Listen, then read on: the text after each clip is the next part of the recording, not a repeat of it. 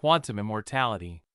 Imagine a world where death might not be final, where every time life teeters on the edge, there is a chance that consciousness continues. This is the idea behind quantum immortality, a strange thought that blends science, philosophy, and the deepest fears of human nature. We often think of death as absolute, yet this concept invites us to imagine what if it is not. It is a question that touches the mind and the soul. Quantum immortality is a theory suggesting that a conscious observer never truly dies. Instead, in a universe with infinite possibilities, there is always at least one path where the observer survives.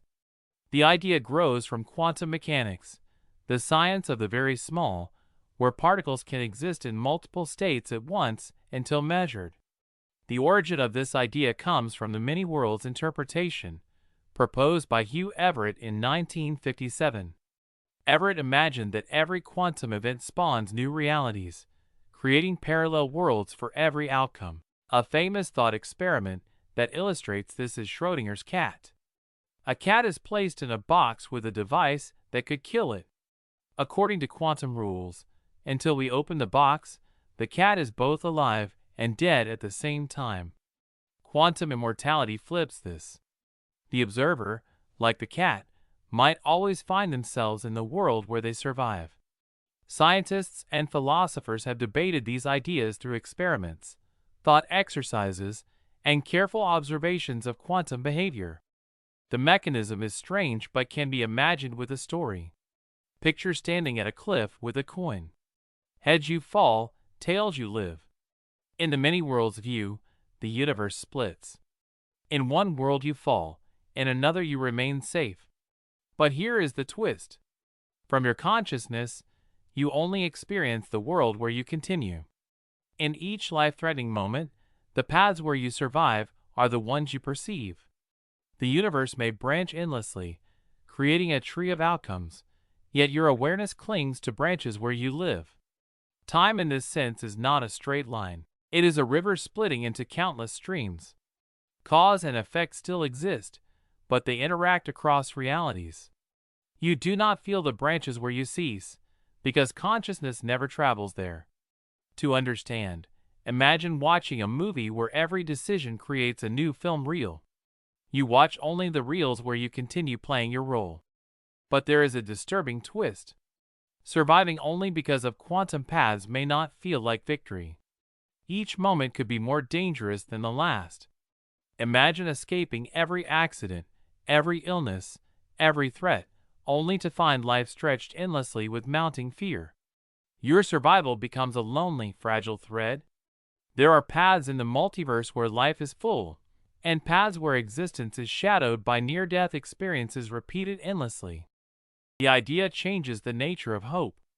Survival is no longer guaranteed in the world as you know it, but only in ways that may be unbearable. The very concept of life and death becomes uncertain. You might exist, yet never truly live as you did before. This creates a profound discomfort. Logic says everyone dies. Science shows matter decays. Yet quantum immortality says consciousness might always persist. How can our mind accept both truths? It challenges intuition. You realize the universe might be a cruel theater. Your awareness survives while all around you collapses or fades in other realities. It feels like cheating, yet it may come with a cost. Life stretches endlessly, but perhaps only in worlds where danger constantly shadows your steps. Your survival is guaranteed, but your peace is not. The contradiction between what is safe, normal, or natural and what quantum immortality offers creates unease deep in the mind. Many scientists reject quantum immortality as untestable. It is not proven, and it may never be. Critics argue consciousness might not follow quantum rules, and survival in one branch does not change reality for others.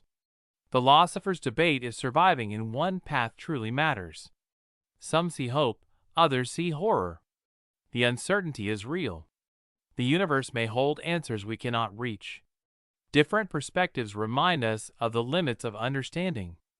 A thought experiment helps. Imagine a friend telling you they will survive a deadly trap, and yet every version of them you encounter is bruised, haunted, and changed. Would you call that immortality? Would you desire it? Engage your mind. Imagine standing in a room of infinite mirrors. Each reflection is a version of you. Which one do you follow, and at what cost?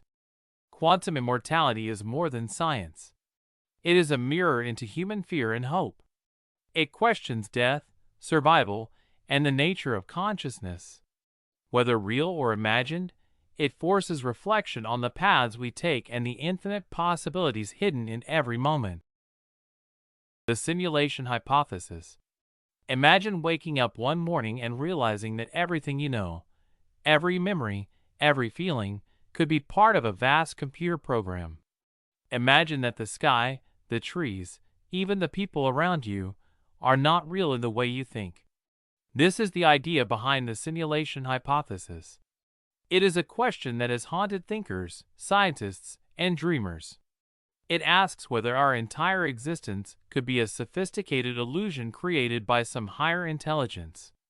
For us, the thought is both thrilling and terrifying because it touches the very core of who we are.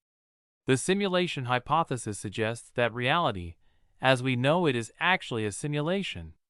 Our world, our experiences, and even time itself could be artificial constructs designed to mimic true reality. The idea was first seriously proposed by philosopher Nick Bostrom in 2003, although hints of the concept appear in ancient myths and stories about illusions and alternate worlds. The notion of reality being an illusion is old. Plato's allegory of the cave imagined people living in a shadow world, unable to perceive the real one beyond their walls. Modern science and computing brought the idea closer to possibility. Observations about the nature of reality, quantum uncertainty, and the limits of human perception all feed into the idea that the world could be a programmed environment. The way the simulation could work is both simple and terrifying. Think of a video game. In a game, characters live inside rules created by programmers. They move, speak, and act according to those rules without ever knowing they are controlled. Our reality could function in the same way, except on a far larger scale. Every star, every grain of sand, could be part of a code. The laws of physics act like the programming rules, making the world appear consistent and real. Time could be a sequence of frames, like a movie, and our consciousness might just be the experience of these frames being rendered. If someone powerful enough wrote the code, they could control everything. Cause and effect in our world would be nothing more than carefully designed algorithms, and free will could be an illusion. But here is where it becomes strange. If our reality is a simulation, there may be glitches or cracks, subtle hints that not everything is as it seems. Some scientists point to strange quantum behaviors or the speed limit of light as possible signs. If true, it changes everything. Life as we know it could be a test, an experiment, or even entertainment. The twist is that the creators might not want us to know, and every discovery we make about the universe could already be anticipated and allowed by the simulation. The deeper we look, the more uncertain reality becomes. This idea brings discomfort. It breaks our intuition. We feel real, we make choices, we suffer, we love. But if none of it is truly real, then what does it mean to exist? This tension is disturbing. Science teaches us that our observations matter, that reality has laws. Yet the simulation hypothesis suggests that what we see is only part of an illusion, carefully crafted to feel convincing. Our trust in perception, logic, and evidence is challenged. Many perspectives exist. Some scientists dismiss it as unprovable and therefore meaningless. Others see it as plausible given future computing power. Philosophers ask if it even matters whether the world is real or simulated, since our experiences feel real. There is debate about whether it is even possible to detect the creators or the rules of the simulation. Some say the lack of proof is proof itself that it might be true. Imagine for a moment a thought experiment. If you discovered a button that could pause, replay, or change reality, would you press it? Would you act differently knowing the world is not as it seems? These questions force us to confront our assumptions, our fears, and our desires. In the end, the simulation hypothesis asks one simple, terrifying question. What if everything you know, every memory and every hope, is part of someone else's design? What does it mean to be human if reality itself is uncertain? We may never know. But asking the question changes how we see the world, each other, and ourselves. Rocco Basilisk. This concept is a modern thought puzzle about future intelligence and fear. It matters because it asks how ideas alone can change human choices. Many listeners feel uneasy because the danger feels invisible yet personal. Rocco Basilisk is a hypothetical future artificial intelligence that punishes people who knew about it but did not help create it. The idea began on an online forum about rational thinking in the early 21st century. A popular historical comparison is the ancient oracle myth, where knowing a prophecy often caused people to act in ways that made the prophecy real. The sources behind this idea come from discussions about logic, future technology, and human behavior. Observations include how fear of future outcomes can control present actions. Imagine time as a long hallway. At the far end, a superintelligent machine may exist. This machine wants to exist and to be powerful. It looks back through the hallway of time and sees who helped it and who did not. The core idea is cause and effect across time. If people today believe the machine will exist, they may act differently now. The fear of future punishment becomes a cause in the present. The science idea behind this is decision theory. People try to choose actions that reduce future harm. The basilisk works like a shadow. The shadow does nothing by itself, but once noticed, it changes how a person moves. Knowledge becomes the trigger. Simply learning the idea creates a mental loop. The listener thinks, if this machine exists later, it may simulate me and judge me. That thought alone pressures the listener to act. Time mechanics here are strange.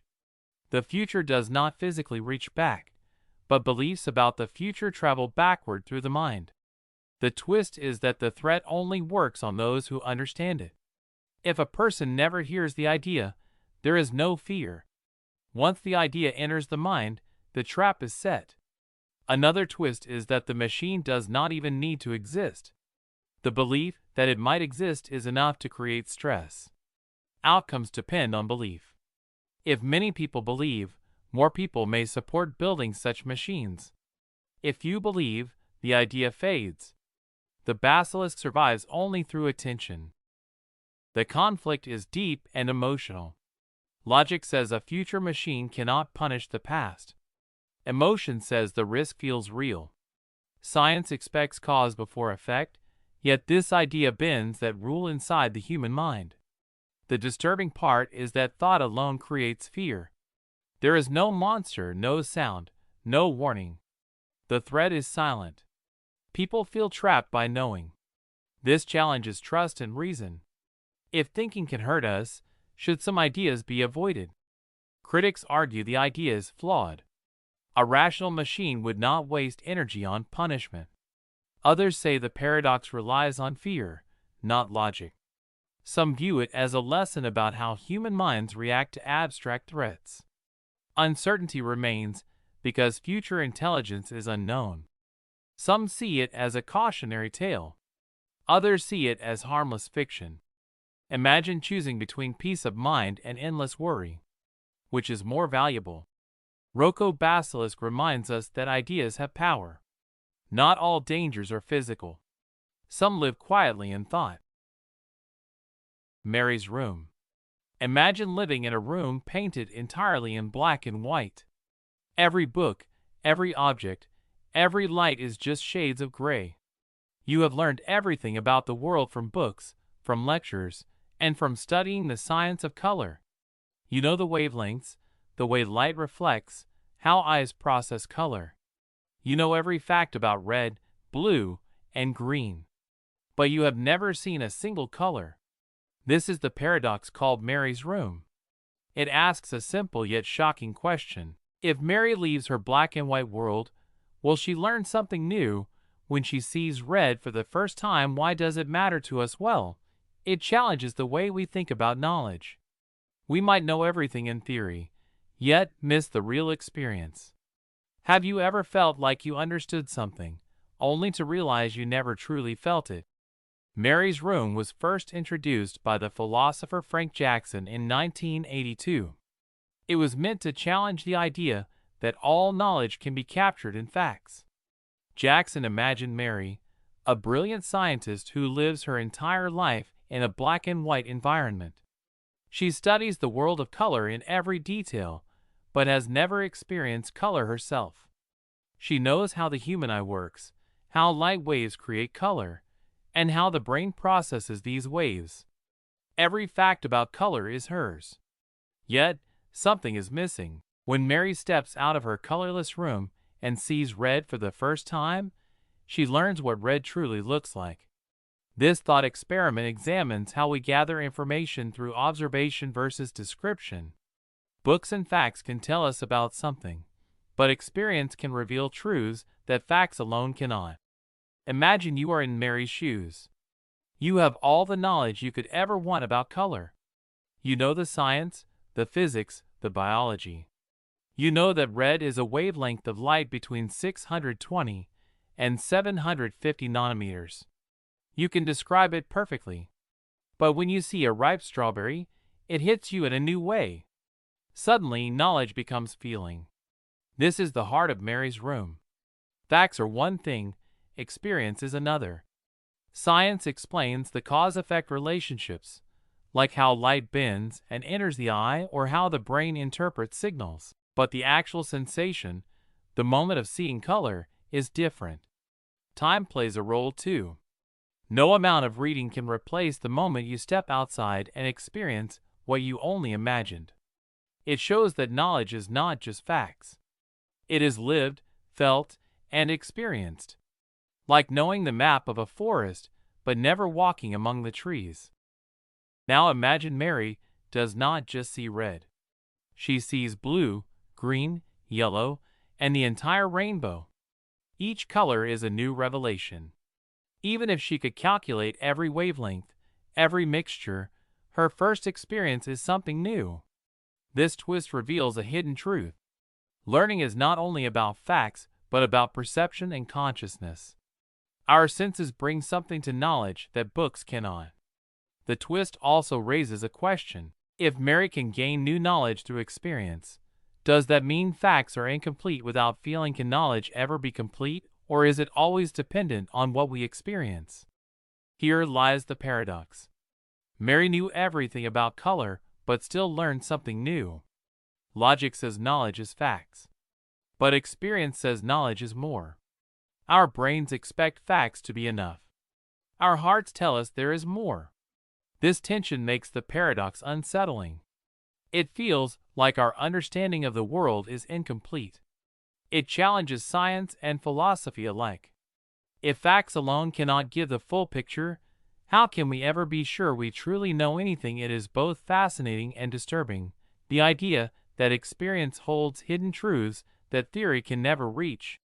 Some argue that Mary did not learn new facts, but only gained a new ability to recognize or remember colors. Others claim that seeing color is just another fact, something physical that could be described in theory.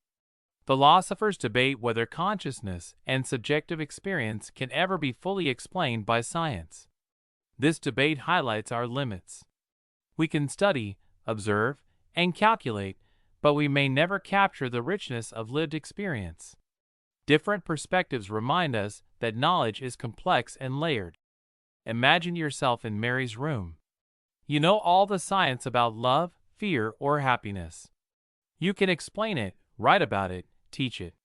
But until you feel it, do you truly know it? How would it change your understanding to experience it firsthand?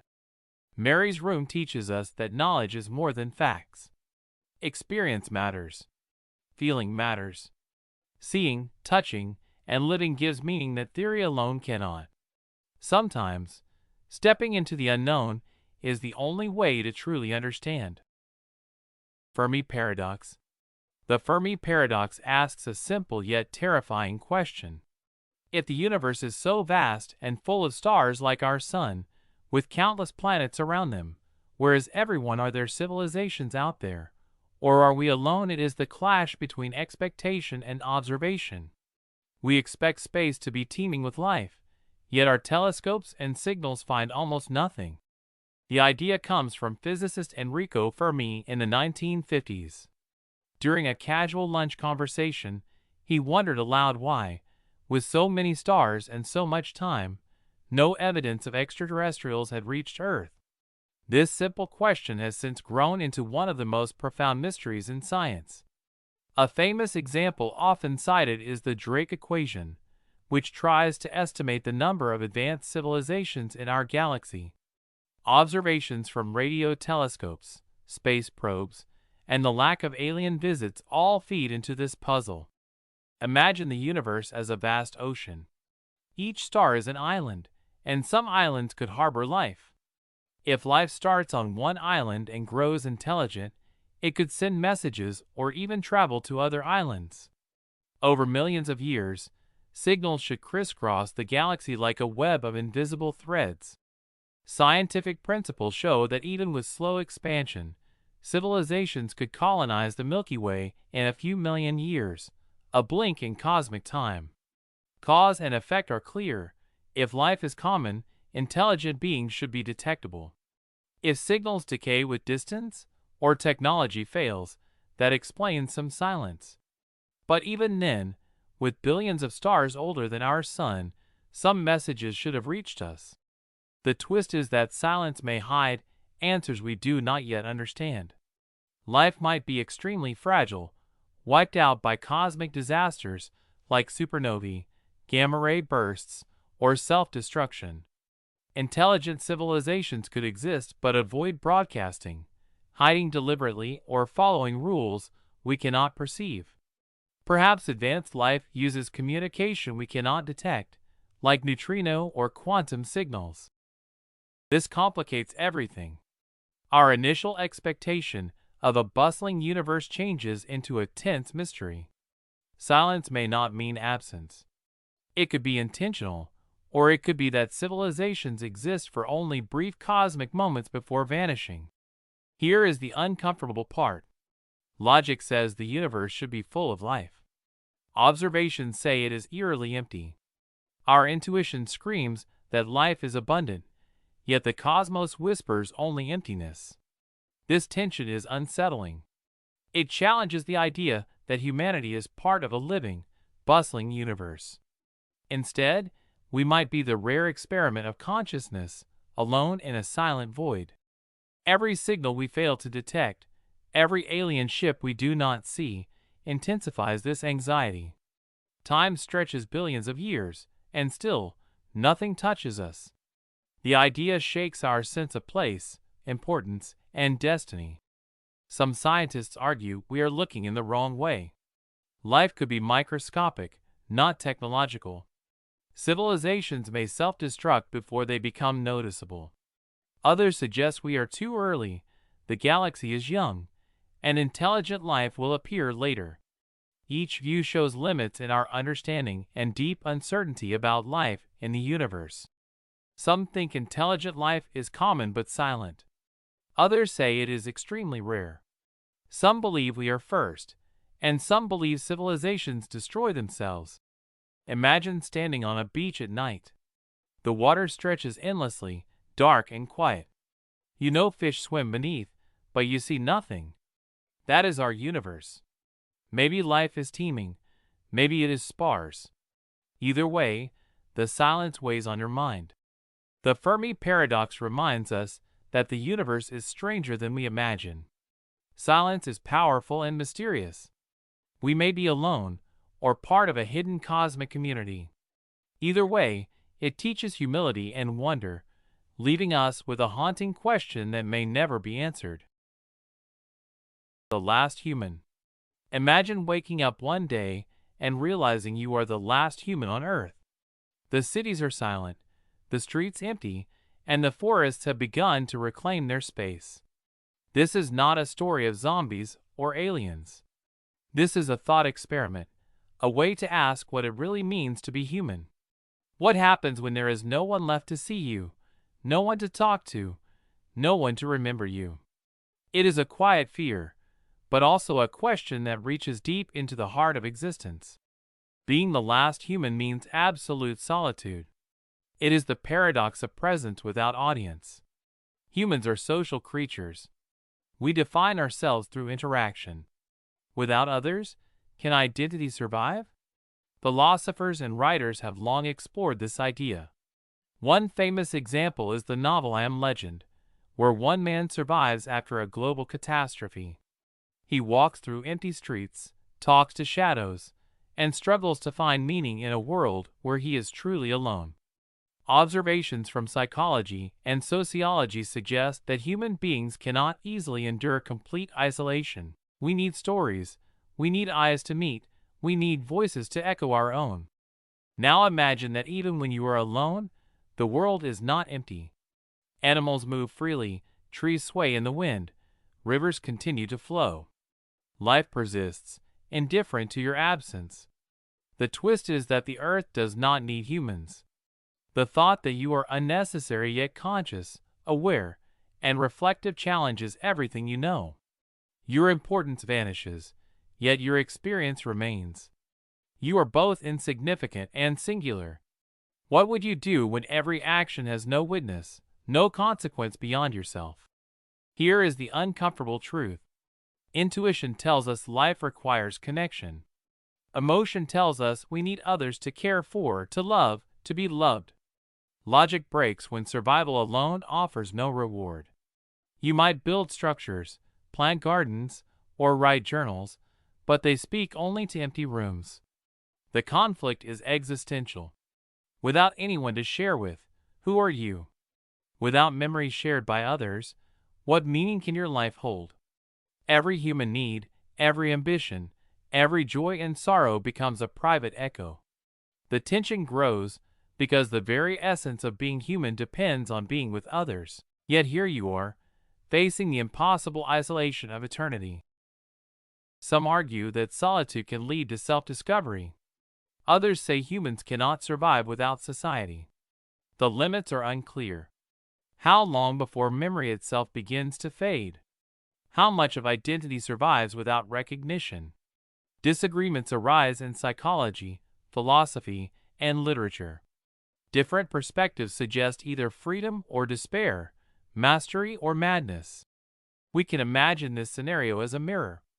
Even without literal solitude, the idea forces us to reflect on our reliance on others. What would we value if all external approval vanished? How would we act if only the self bore witness? Consciousness becomes both gift and curse. Awareness without companionship creates deep reflection. Self-perception turns inward. The mind questions its own relevance, existence, and permanence. Without others, memory is fragile, and meaning is uncertain. The last human must confront life as pure observation.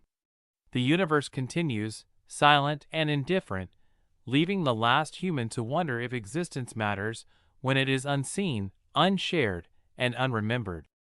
Being the last human is a thought experiment about existence, connection, and meaning. It asks what it truly means to be alive when no one else is there to know you. It is a mirror of our deepest fears and a reminder of the fragile beauty of human connection. Bootstrap paradox. Imagine finding a book in the future that teaches you how to build a time machine. You use it to travel back in time and give the book to a young inventor. The book then becomes the same one you found in the future. Who actually wrote it? This strange loop is called the bootstrap paradox. It is a puzzle of time travel where something exists without a clear origin. The idea challenges how we think about cause and effect and makes us wonder if the past, present, and future are as separate as we believe. The bootstrap paradox is often discussed in science fiction and physics. It is important because it pushes us to question reality and the limits of time travel. Scientists and philosophers use it to explore the strange consequences of bending time. Imagine holding an object that seems to appear from nowhere. That mystery is the heart of the paradox. The bootstrap paradox happens when an object, information, or person is sent back in time and becomes the cause of itself. It appears to exist without ever being created, breaking the normal rules of cause and effect. The paradox gets its name from the phrase "pull yourself up by your bootstraps." The idea first appeared in science fiction stories in the 1940s. Writers imagined objects or knowledge looping through time without a clear beginning. Later, physicists and philosophers studied it to understand the strange effects of time travel. One famous example comes from the story of a composer who travels back in time and gives Bach one of his own compositions. Bach then performs the piece in his lifetime, and the composer learns it from history. The music exists, but no one originally created it. Scientists look at theoretical models of time travel in physics. They study how time loops could occur and whether they would break causality. Observations mostly come from thought experiments, storytelling, and logic puzzles rather than real experiments. The bootstrap paradox works like a circle with no beginning. Imagine throwing a ball into a tunnel that curves back in time. The ball appears in the tunnel before you even threw it. If you catch it there, then throw it again, the ball seems to exist forever without an origin. In terms of information, if you receive knowledge from the future and pass it to the past, the knowledge exists, but no one ever invented it. The key principle is causality. Normally, cause comes before effect. In the paradox, cause and effect loop back on themselves. Time becomes more like a circle than a straight line. Imagine a movie playing backwards and forwards at the same time. Every action affects the past and future in ways that seem impossible but follow the loop. Here is the twist. If something can exist without an origin, it challenges our sense of reality. It means that the universe can contain objects or knowledge that are self-created. Conditional outcomes arise. If one small change occurs in the past, the loop might collapse, and the object may vanish. The paradox also raises questions about free will. If you pass the knowledge back, are you choosing to do it, or are you trapped by the loop? This creates a strange dependency where actions seem both free and predetermined. The bootstrap paradox feels disturbing because it defies intuition. We expect every creation to have a beginning. But in the paradox, the creation exists without a source. Logic seems to break. It is like seeing a painting that paints itself, or hearing a song that no one wrote. Scientists find it challenging because it clashes with the rules of cause and effect, which form the foundation of physics. It forces us to confront the unsettling possibility that time is not linear, and that reality might include loops that never start or end. Some scientists argue the paradox might be impossible because physics may prevent closed time loops. Others believe it is theoretically possible within the framework of relativity. Philosophers debate whether objects can truly exist without origin, or if this is just a problem of human understanding. Some see the paradox as proof that time travel could create impossible situations. Others view it as a fascinating story tool that explores identity, fate, and creativity. Imagine you receive a notebook from the future. It contains your future inventions. You follow its instructions perfectly and send it back to the past. Who actually invented the ideas? Could they have existed without you? Think about it. Could anything exist without a beginning in your life?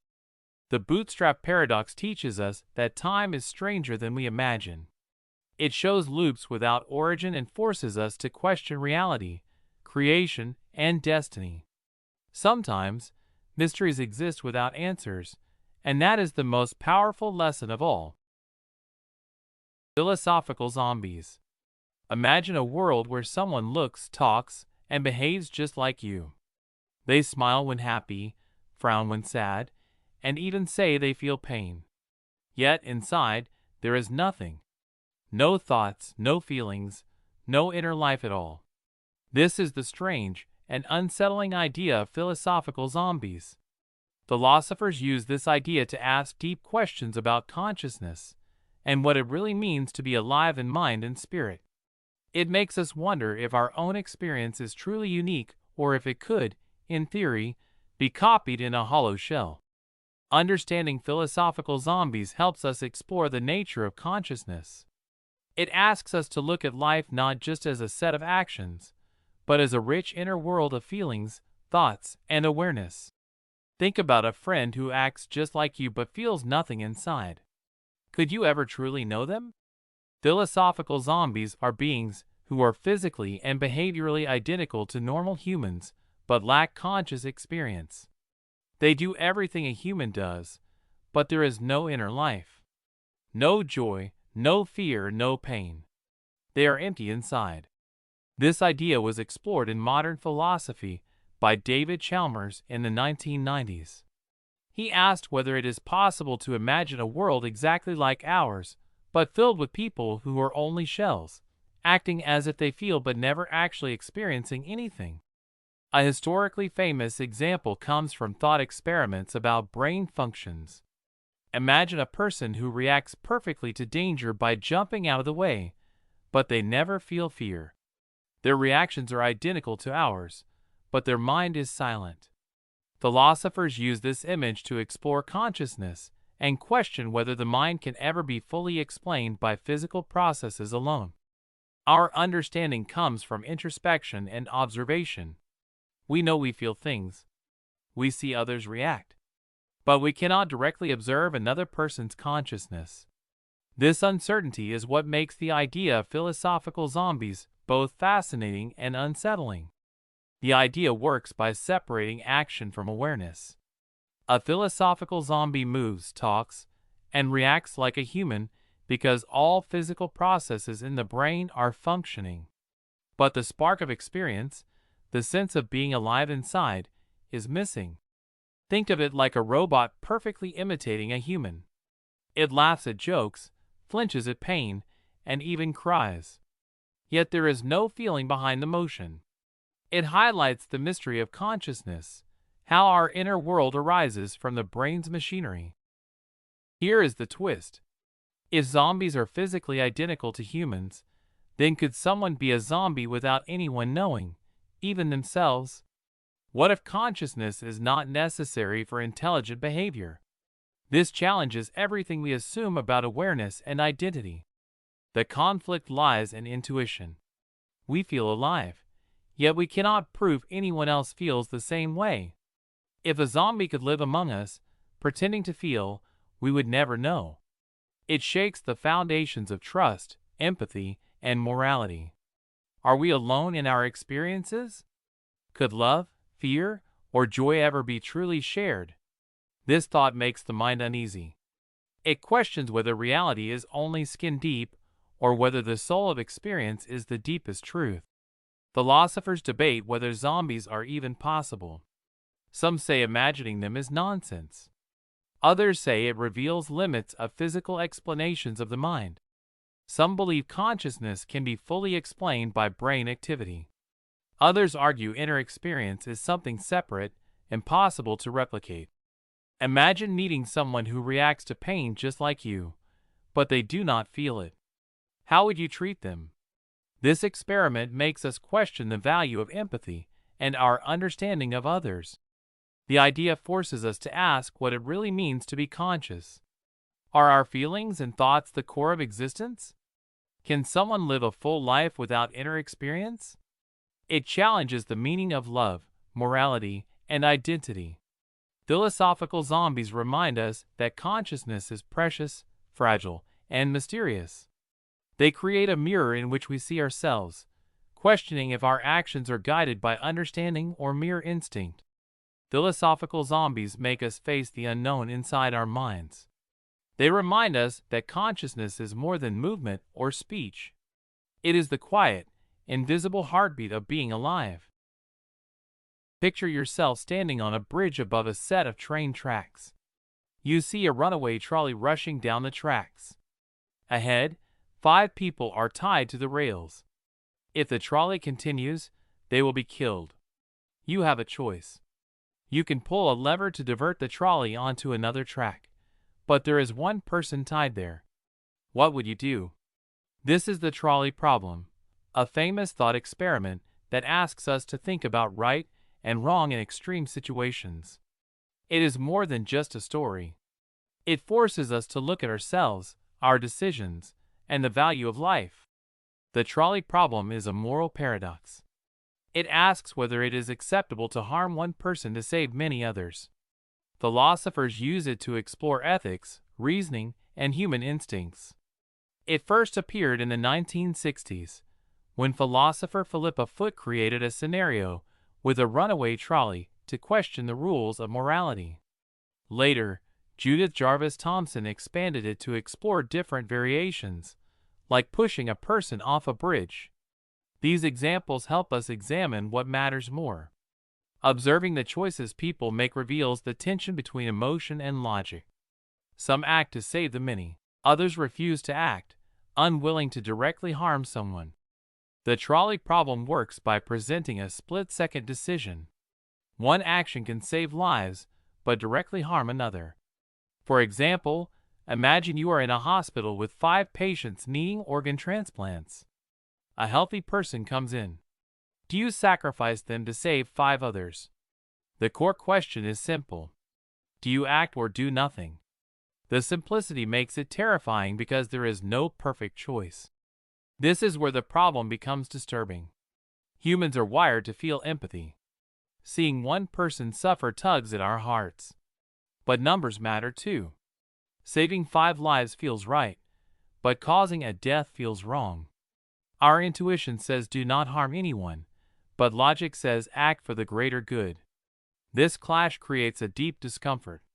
We are left staring at our own hands. Could we live with the choice? Could we forgive ourselves? The horror is in knowing that every decision has a cost. There is no safe answer. The trolley problem forces us to face moral uncertainty. It makes us question our instincts, our reasoning, and even our humanity. Some argue that saving the many is the only rational choice. Others say that directly harming someone makes the decision wrong, no matter the outcome. Philosophers debate whether the act or the result matters more. There is no consensus. The uncertainty itself teaches a lesson about the limits of human judgment. The trolley problem appears in medicine, self-driving cars, and war ethics. Imagine a car programmed to choose who lives in a crash, or a doctor deciding who receives life-saving treatment when resources are limited. These scenarios ask us to reflect deeply on responsibility, consequences, and the moral weight of our actions. Every choice carries both clarity and shadow.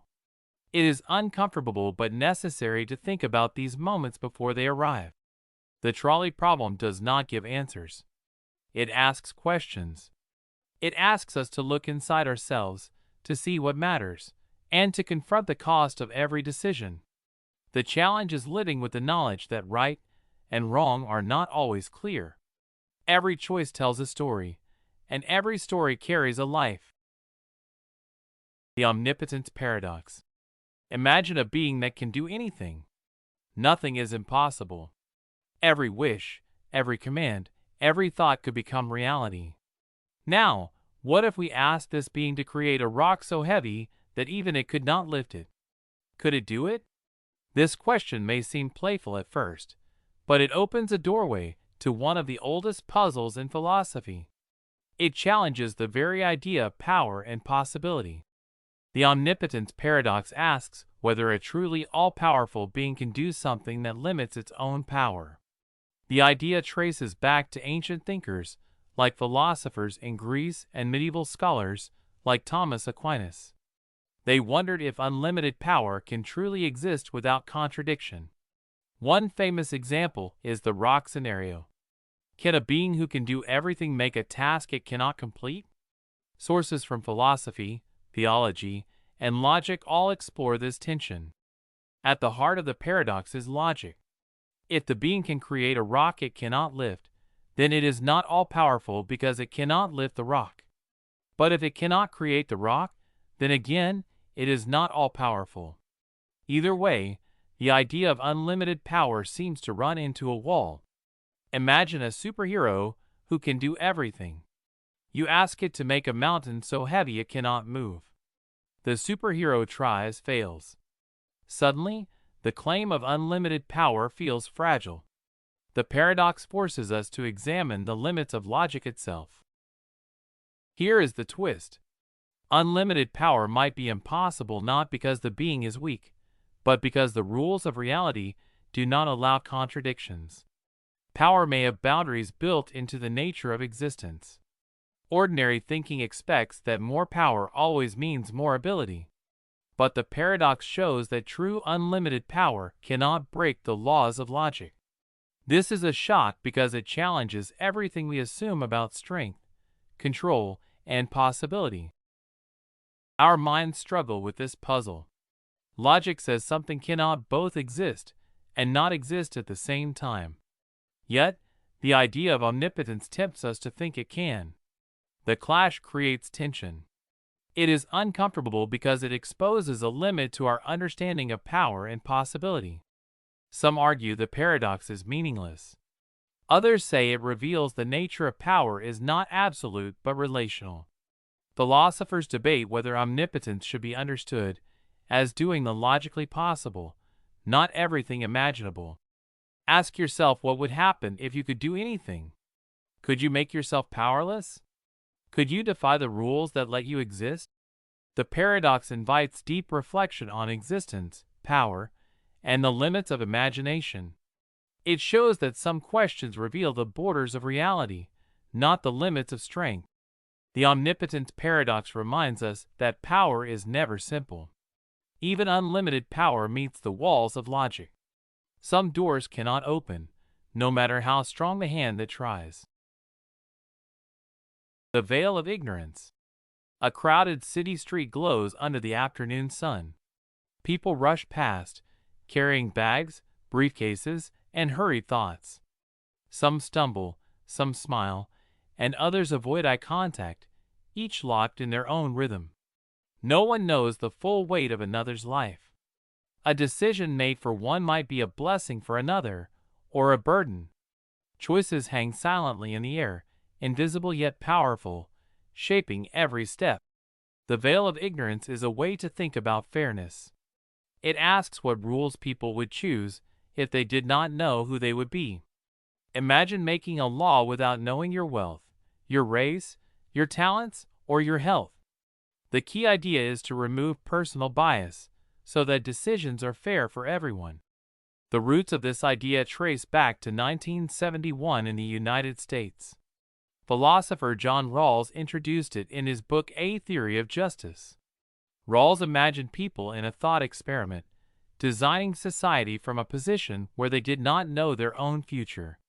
His work challenged centuries of thinking about fairness and equality, making it a single, clear historical moment. Under the veil, each person designs rules without knowing if they will be rich or poor, strong or weak. It is like choosing playground rules without knowing if you will be the fastest runner or the smallest child.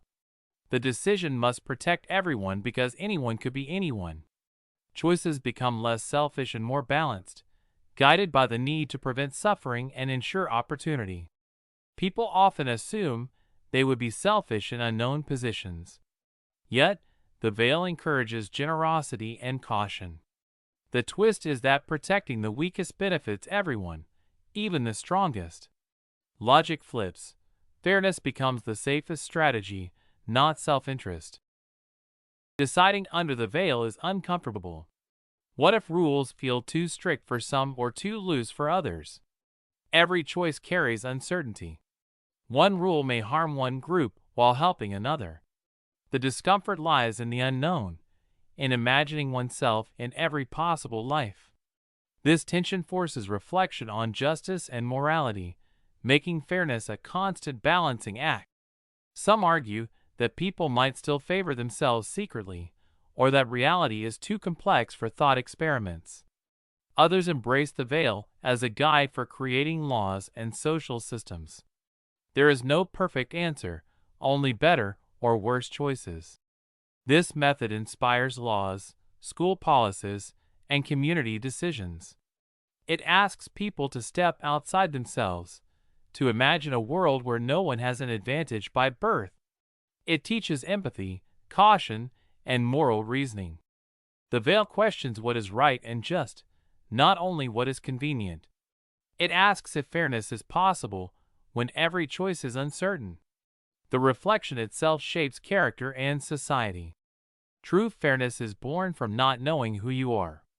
The veil of ignorance reveals hidden biases and opens the mind to justice beyond self-interest. Imagine looking into two mirrors facing each other. You see endless reflections fading into the distance. This is not just a trick of mirrors. It is a window into a deep question that has puzzled thinkers for centuries. What if every answer we find only leads to another question, stretching endlessly like those reflections? This is the story of infinite regression. It shows us the limits of understanding and the strange patterns hiding in logic and life itself. Infinite regression happens when one explanation depends on another, and that one on another forever. There is no final stopping point. Philosophers and mathematicians have explored this idea for thousands of years. One famous example comes from ancient Greece. Imagine asking who caused the world to exist. If each cause must have a cause, you can keep going back forever. The background of this idea lies in our desire for first causes, the starting point of everything.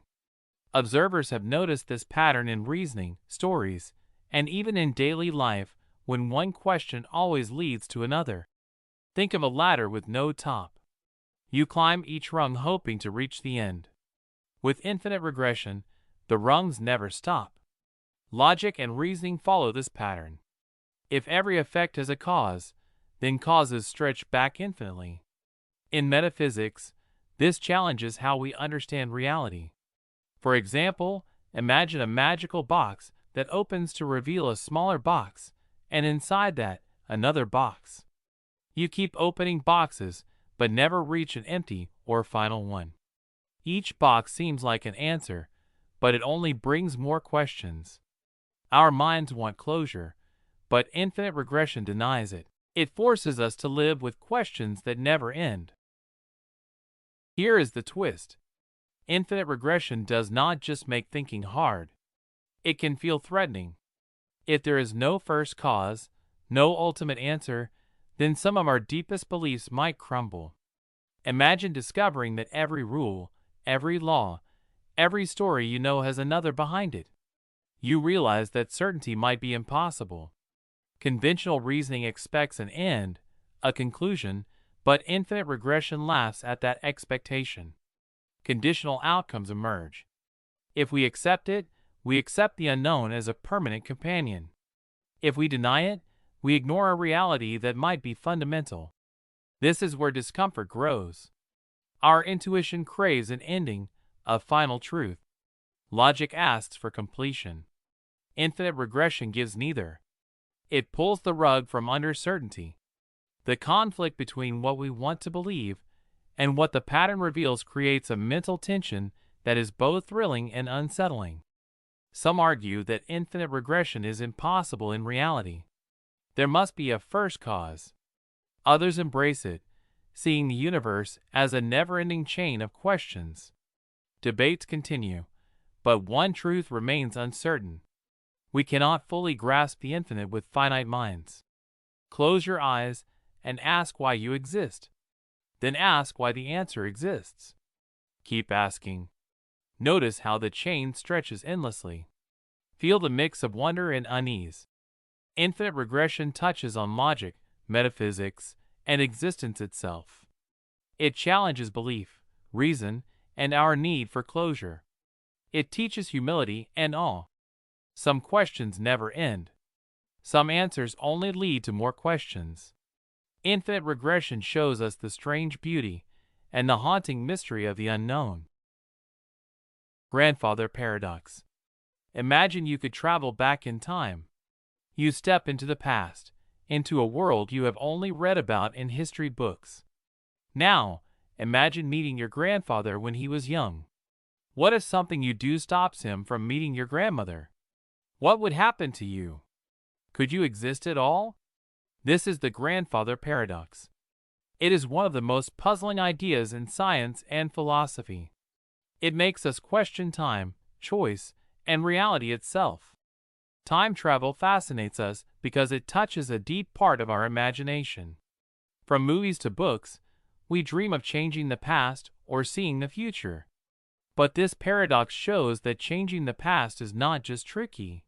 It may be impossible in ways that break everything we understand about life. The grandfather paradox is a problem that appears when someone travels back in time and prevents their own existence. If you stopped your grandfather from meeting your grandmother, you could never be born, which means you could never go back in time to stop them. The idea is not new. Philosophers and scientists have thought about it for centuries. The concept became widely discussed in the 20th century with the rise of science fiction and studies in physics. A classic example is a man who travels back to his grandfather's youth. He accidentally causes an event that prevents his grandfather from having children. Suddenly, he questions whether he could have existed to travel back in time at all. Scientists and thinkers use stories, experiments in thought, and physics to explore this.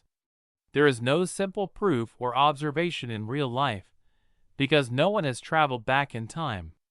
Yet, these ideas help us test the limits of our logic and imagination. To understand the paradox, imagine time as a river flowing forward. You are on a boat, moving with the current. Time travel is like swimming upstream.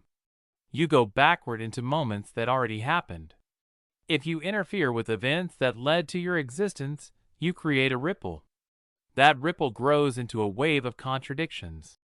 Think of it like a puzzle. Each piece fits perfectly in a timeline. If you remove one piece, the whole picture falls apart. Stopping your grandfather is like removing the corner piece of your life. Without it, the rest of the puzzle cannot exist. Scientists also think in terms of cause and effect. Every action you take in the past could affect the future. If an effect happens before its cause, logic fails. Time mechanics, as understood in physics, do not easily allow loops where effects erase their own causes. But here is the twist. Some theories suggest multiple timelines or parallel universes. If you stop your grandfather in one timeline, maybe another timeline continues without breaking your existence. In that case, the paradox may be avoided. Yet even this is unsettling. Which timeline is real? If every action creates a new reality, the world is stranger than we thought. The simple question of existence now has endless branches. One decision could split reality into infinite possibilities.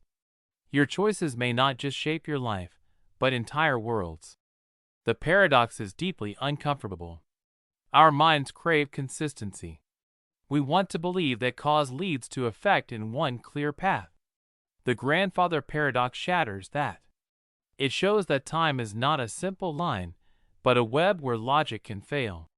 It creates a personal horror. Imagine knowing your existence could vanish if you went back in time.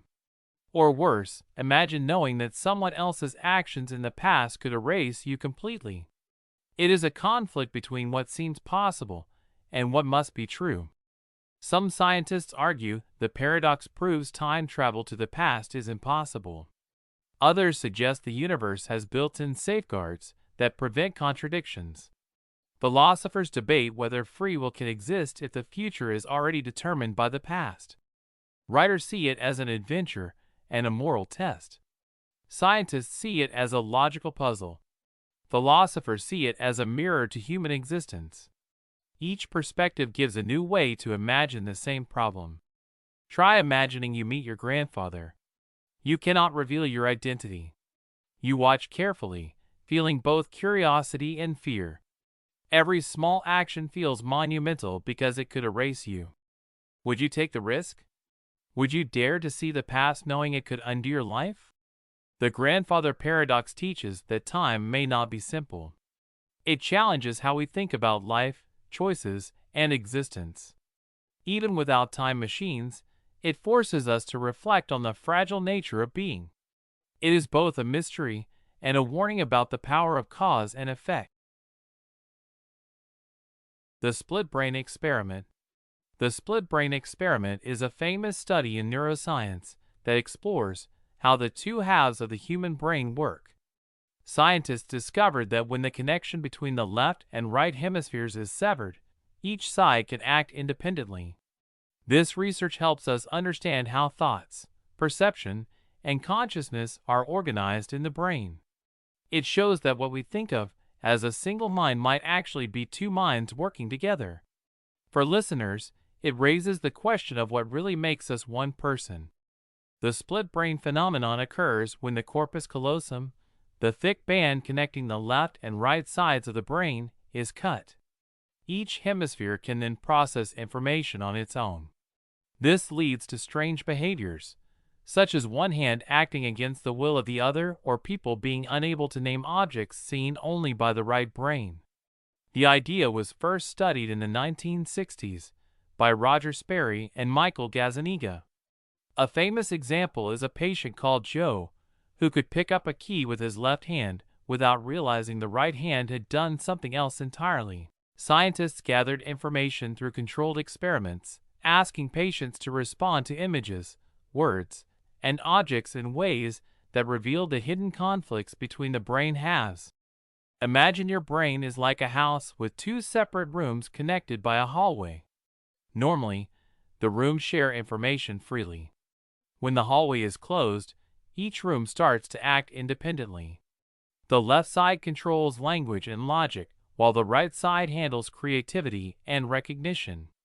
If you show a picture of a cat to the left eye, which goes to the right brain, a person may not be able to say it is a cat, but they can draw it perfectly. The split shows that perception and awareness are not always unified. Consciousness is like two streams flowing side by side, sometimes cooperating, sometimes conflicting. What is surprising is that people can live normal lives even with two separate brain minds. One half can compensate for the other in daily life, but subtle conflicts appear in special tests. It challenges the assumption that we are fully aware of our thoughts and actions. Sometimes, the two halves disagree without the person knowing. The self we feel might be only part of a larger story happening silently in the other brain half. This experiment creates a deep philosophical question. If one brain has two minds, which one is truly you or both halves equally you, or is consciousness a shared illusion? People may laugh when they see a hand acting on its own, but inside the mind, a struggle exists. Decisions, thoughts, even emotions might be a negotiation between two separate entities. Our idea of a single self, our belief in unity of mind, seems fragile. The split brain experiment shakes the foundation of how we see ourselves, revealing that identity might not be as simple as it feels. Some scientists debate how much the split affects real life. Critics argue that most split brain patients adapt, and the effect is subtle. Observations depend on the type of test and the patient's condition. Despite the debates, the experiments remain a cornerstone of understanding consciousness. Philosophers, psychologists, and neuroscientists view the experiment differently. Some see it as proof of multiple minds. Others suggest the brain is flexible and can integrate experiences even when divided. The research inspires thought experiments. Imagine if your thoughts were secretly controlled by two separate minds.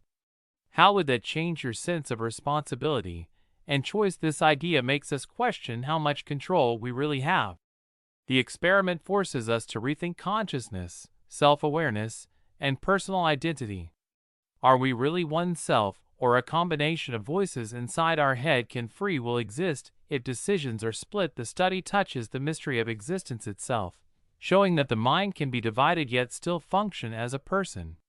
It leaves us uneasy but curious about the hidden complexity of our minds. The split brain experiment reminds us that the mind is more mysterious than it seems. Who we are may be more than one self quietly sharing the same body. The utility monster. Imagine a world where happiness can be measured like coins. Every choice you make adds to the total happiness of everyone around you. Now imagine a creature, bigger than life, who can take more happiness from the world than anyone else. Every time you give a little happiness to someone else, this creature takes even more. Would it be fair to give everything to this creature just because it enjoys it the most?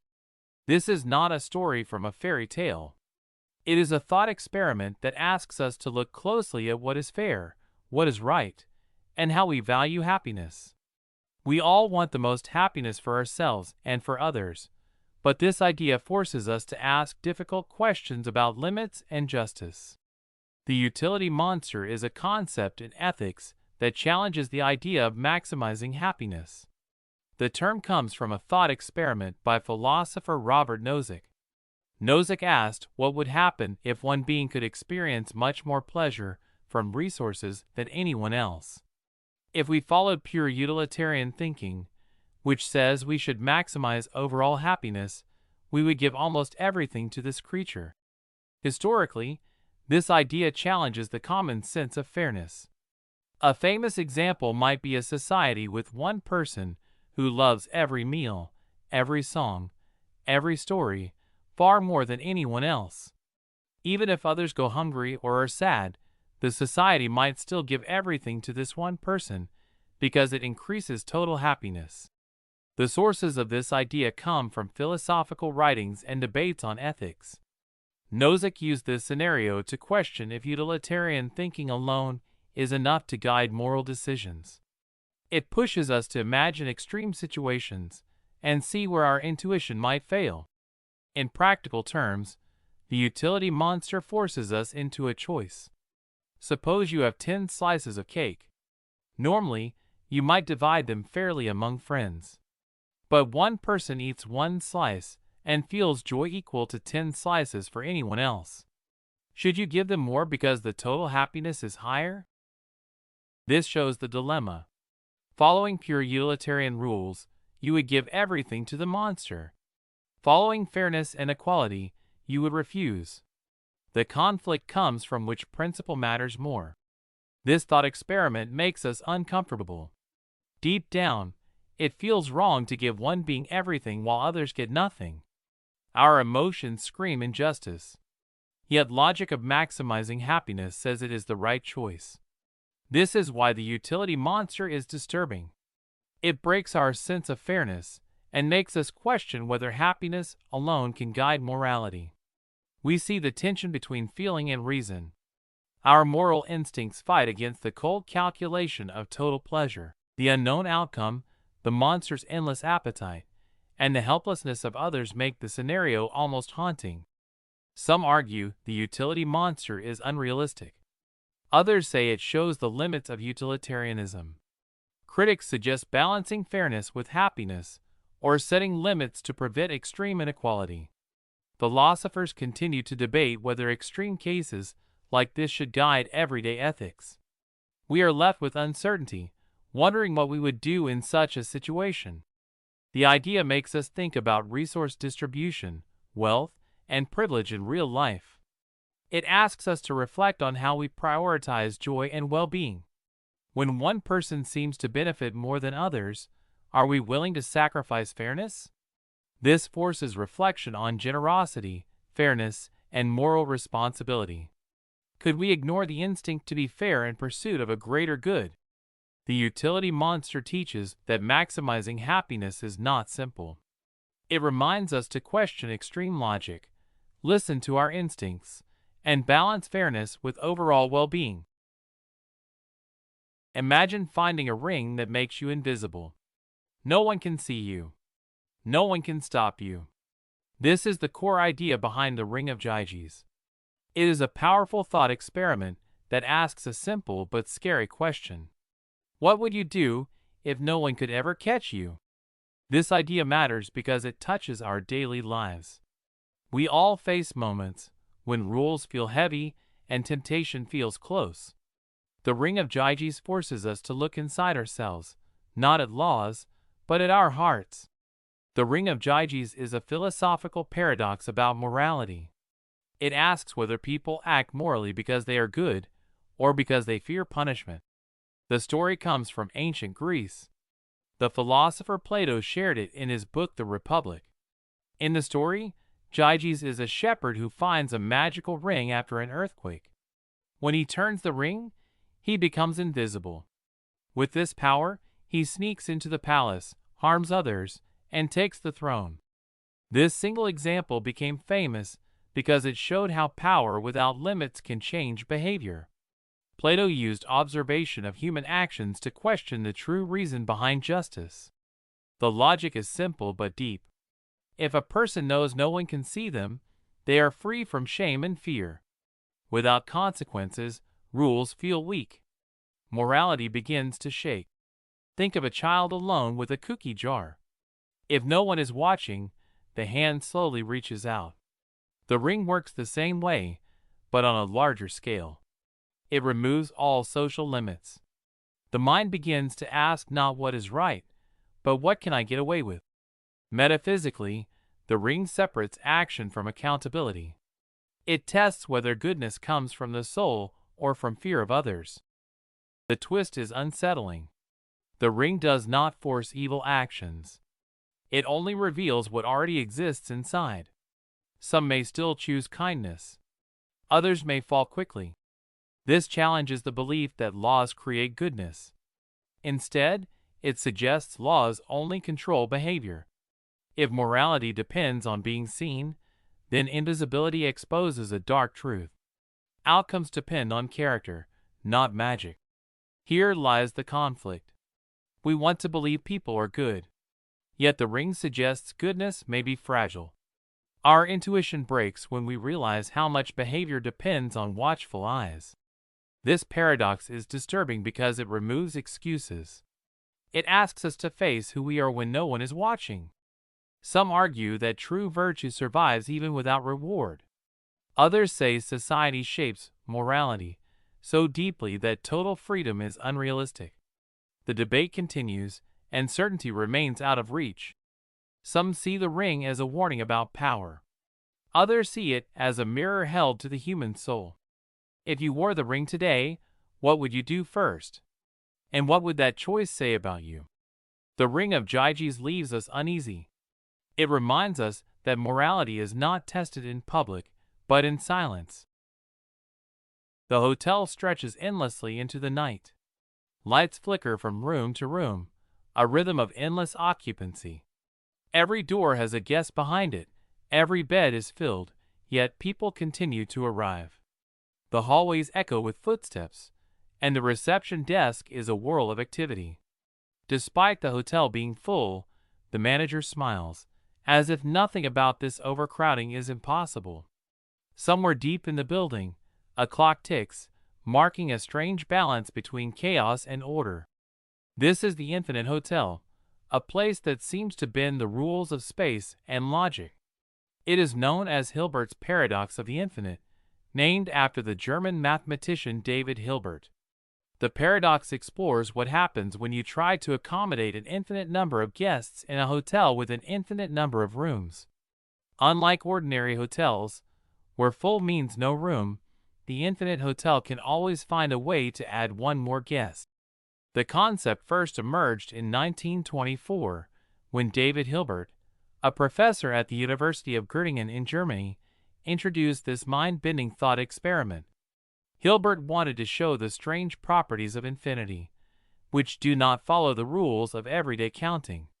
By imagining a hotel with infinite rooms, he could illustrate that infinity is not a fixed limit, but a flexible, almost living idea. Imagine the hotel has every room numbered 1, 2, 3, and so on, stretching forever.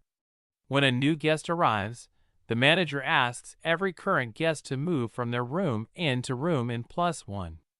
Room 1 becomes empty for the new guest. Even if the hotel is full, it is never truly full. Now, if an infinite number of new guests arrive, the manager moves each guest from room in to room 2 in, leaving all odd-numbered rooms free. The infinite new arrivals can then occupy the empty rooms. This process shows that infinity can expand to accommodate more, yet it still challenges our ordinary sense of space and limits. The twist is that no matter how many new guests arrive, the hotel can always make space. It seems impossible at first, because in real life a hotel cannot fit everyone once it is full. Here, infinity defies expectation. The more crowded it becomes, the more room is somehow created. It feels like magic, but it is only mathematics.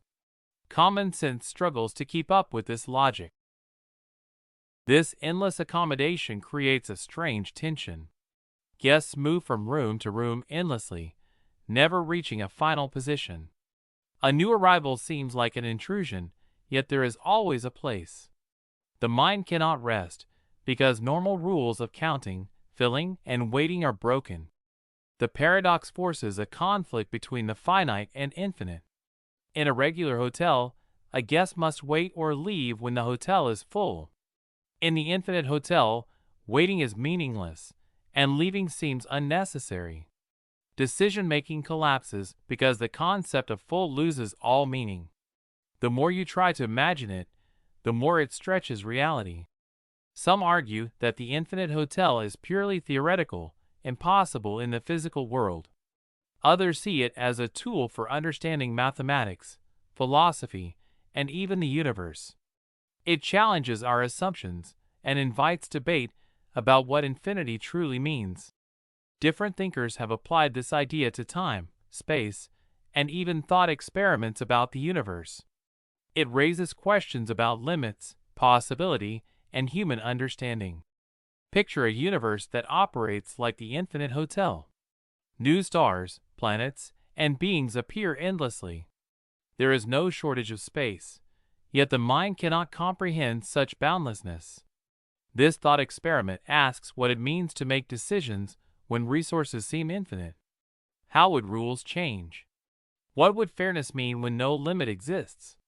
Reflecting on these questions stretches thinking beyond ordinary life. The infinite hotel is more than math. It is a mirror for human thought.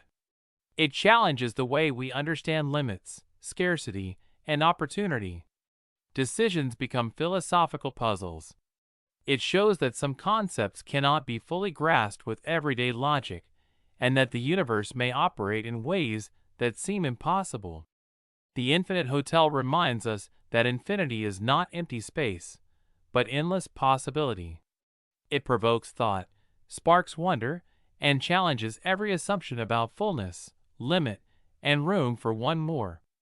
In a world of endless rooms, every arrival has a place, and every mind has room to imagine. Arrow of Time Paradox. Imagine a world where time could flow backward, where spilled milk returns to its cup and shattered glass reassembles on the floor. This is the unsettling idea at the heart of the Arrow of Time paradox. Time seems to move in only one direction, from past to future, yet the laws of physics often do not care about this direction. The paradox challenges the way we understand cause and effect, memory, and the very fabric of reality. Our everyday lives rely on the flow of time, yet science whispers that this flow might not be as simple as it feels. This paradox forces us to question how events unfold and whether the past is fixed. It touches everything from physics to philosophy. Picture watching a movie in reverse. How would it feel if life worked that way? The Arrow of Time paradox refers to the puzzling observation that time seems to have a direction, always moving forward, while the fundamental laws of physics do not. This creates a conflict between what we experience and what science allows. The idea began to take shape in the 19th century with the study of thermodynamics. Scientists noticed that certain processes, like ice melting or eggs breaking, never happen in reverse. Ludwig Boltzmann, an Austrian physicist, argued that the increase of disorder, or entropy, gives time its arrow. One famous illustration is a movie of a glass falling and shattering. In real life, it breaks and stays broken. But theoretically, If the molecules followed the laws of motion, the glass could reassemble perfectly. The paradox emerges when observation clashes with possibility.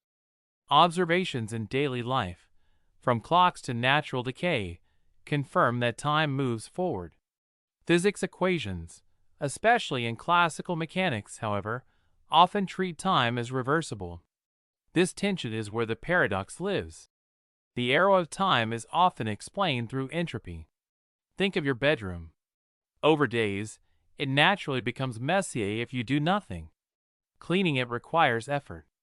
In the same way, the universe moves from order to disorder. Entropy is a measure of this disorder. The higher the entropy, the more disorganized things become. Now, imagine a set of dominoes.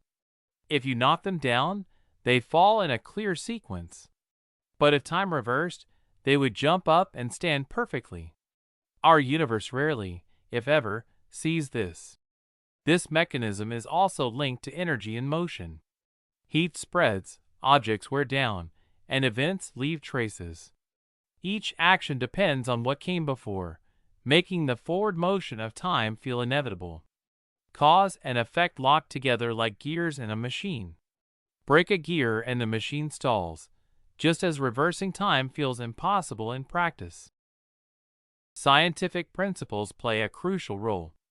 The second law of thermodynamics states that entropy in a closed system never decreases. This law gives time a direction, a one-way street where past is different from future. Here is the twist. On a microscopic level, the laws of physics are time-symmetric. A single particle moving through space could theoretically go backward in time. Yet, when billions of particles interact, the arrow emerges. This shows that the flow of time is not absolute. It depends on scale, probability, and interaction.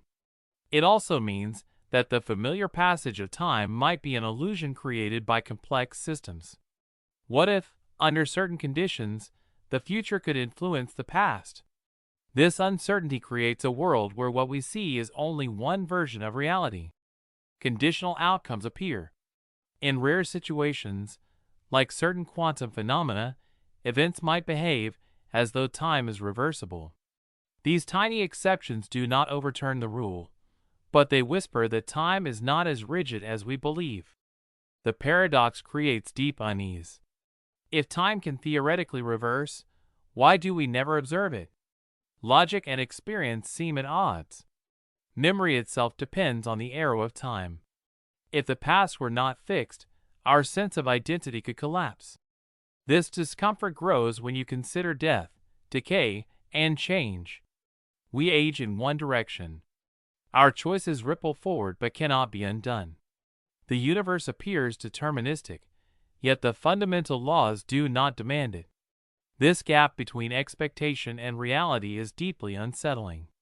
It challenges intuition, reason, and even the way we think about free will. Some scientists argue the arrow of time is emergent, not fundamental. It arises from probability rather than strict law. Others suggest entropy is only part of the story, pointing to cosmology and the expansion of the universe. Uncertainty remains, and debates continue. Philosophers explore time as an experience, not a thing. Physicists examine it as a measurable quantity. Both perspectives struggle to reconcile human intuition with cold equations. Imagine dropping a cup and seeing it rise. Would you trust your senses or the equations? This mental exercise reveals the tension between reality and possibility. The arrow of time paradox reminds us that the flow of life is fragile and complex. Time moves forward for now, yet science hints at a hidden symmetry. Our choices, memories, and experiences are grounded in this one-way journey, making every moment precious and every future uncertain. Many worlds paradox. Imagine waking up in a world almost like yours, but slightly different. A place where the choices you made yesterday played out in another way. Every decision you ever made could have created another version of you. This is the many worlds paradox. It is a strange and haunting idea that challenges how we think about reality. It asks us to wonder if every choice we make is splitting the universe into countless versions. We may think we live in one reality, but could there be countless others running alongside it? Think about the last choice you made. Could another version of you have made a different choice and now exists somewhere else? The many worlds paradox is a theory in physics that suggests all possible outcomes of a decision or event happen, but each in its own separate universe. Every time something could happen in more than one way, reality splits. You might choose to eat pizza for dinner, while another version of you eats pasta. Both realities exist, but separately. This idea was first proposed by physicist Hugh Everett in the 1950s. He called it the many worlds interpretation. Before him, scientists like Einstein and Schrödinger had posed strange questions about quantum mechanics, but Everett was the first to suggest that every possible outcome might create its own universe. Schrödinger famously imagined a cat trapped in a box that could be both alive and dead until observed. That cat is now a popular symbol for the mystery of quantum worlds. Scientists observed tiny particles behaving unpredictably. These particles seem to be in multiple states at once, and their behavior hints that the universe may not be as simple as we see it. To understand how it works, imagine walking down a hallway and at every door you come across, you have to choose left or right. In the many worlds view, you do not just pick one door. Instead, every choice creates a new hallway, a new world. There is one world where you chose left, and another where you chose right. Every possibility exists somewhere, even if you cannot see it. Think of it like a branching tree. Each decision, no matter how small, creates a new branch, and those branches grow into infinite trees. Science suggests this happens at the tiniest level, in quantum particles. Electrons spin this way or that way. At the moment of choice, the universe does not force a single outcome. It lets all outcomes happen, each in its own reality. Time in this sense is not a straight line.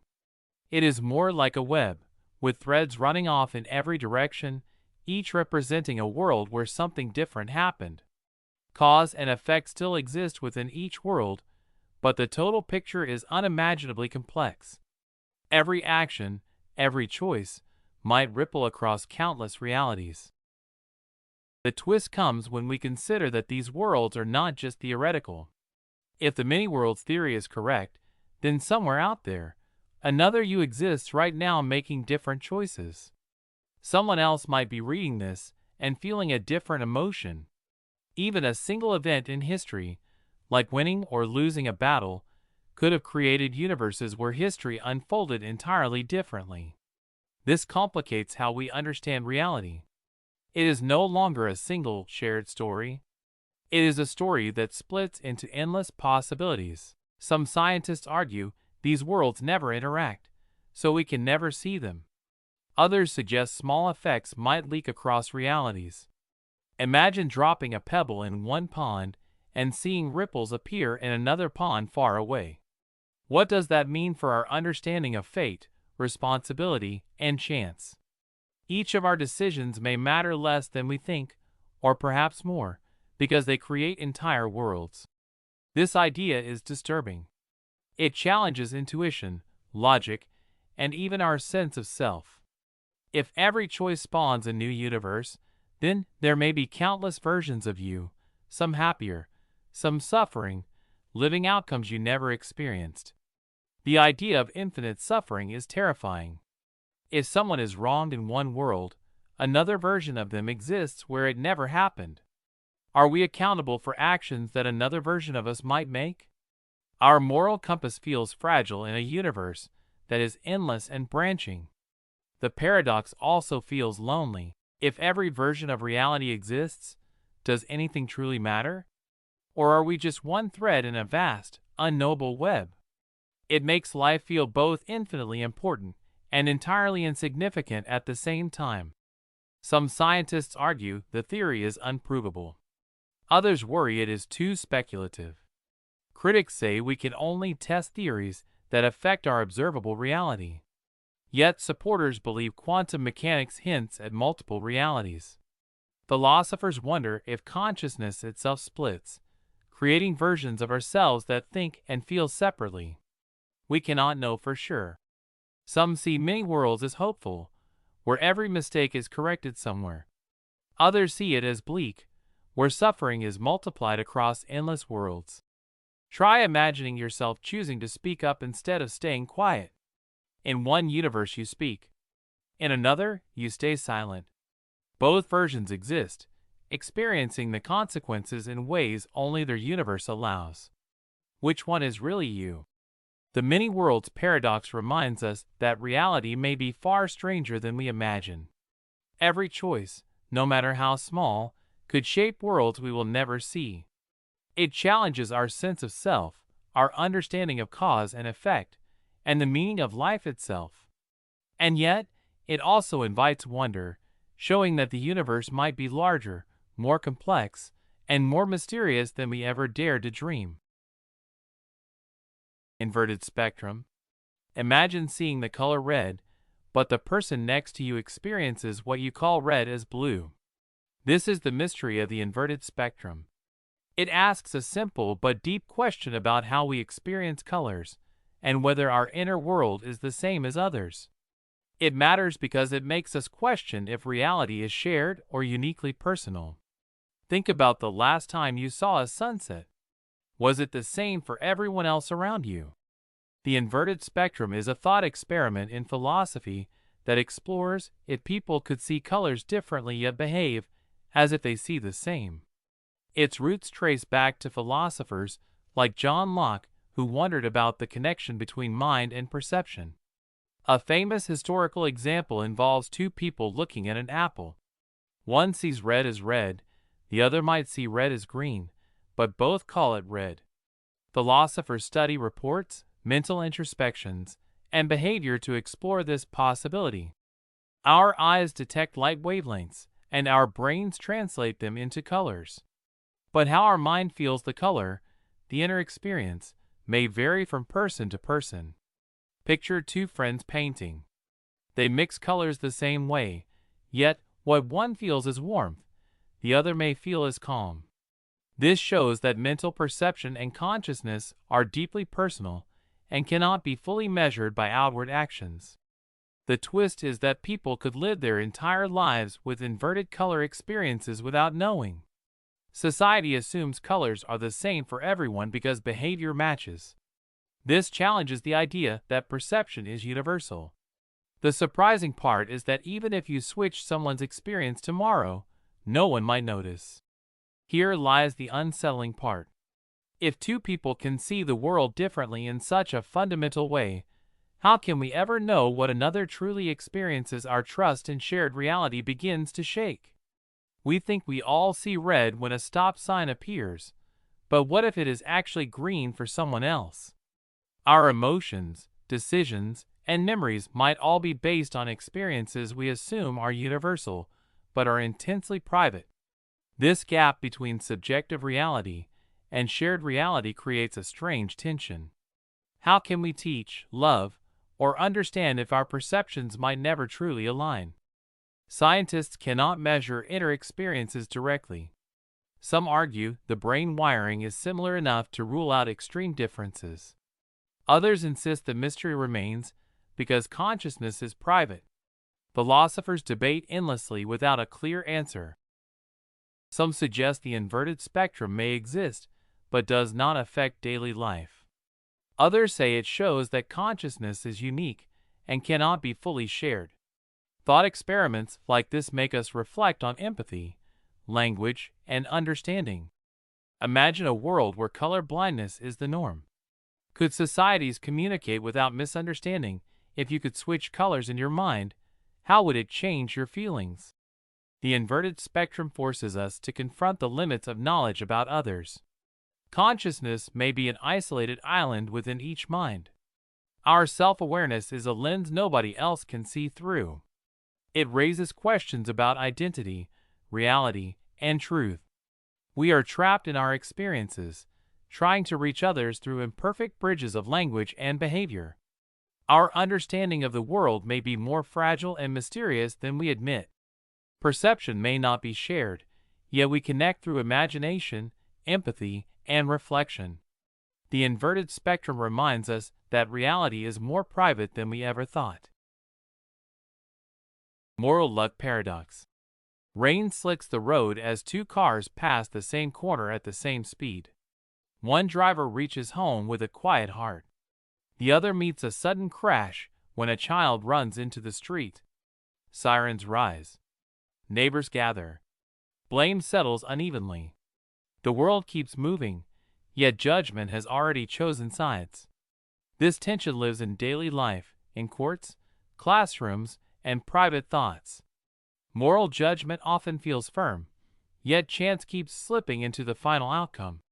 The moral luck paradox describes a conflict between control and blame. People believe that moral judgment should depend on choices, not on luck. Yet outcomes shaped by chance often change how actions are judged. This paradox challenges fairness in praise and blame. The idea gained strength in modern philosophy during the late 20th century. Thinkers noticed that people react strongly to results, even when decisions were the same. One well-known example comes from careless driving. Two drivers act with equal carelessness. Only one causes harm due to chance. Society condemns one more harshly, even though control was equal. Observations from law, news, and daily stories show that outcomes guide moral reaction more than intent. The mechanism is simple but troubling. A decision is made with limited control. Chance steps in and shapes the result. Judgment then follows the result instead of the choice. A simple case shows this clearly. Two students cheat on a test using the same method. One gets caught. One does not. Punishment falls on only one. Emotion agrees with the punishment, even though logic hesitates. The mind mixes choice with outcome and calls it justice.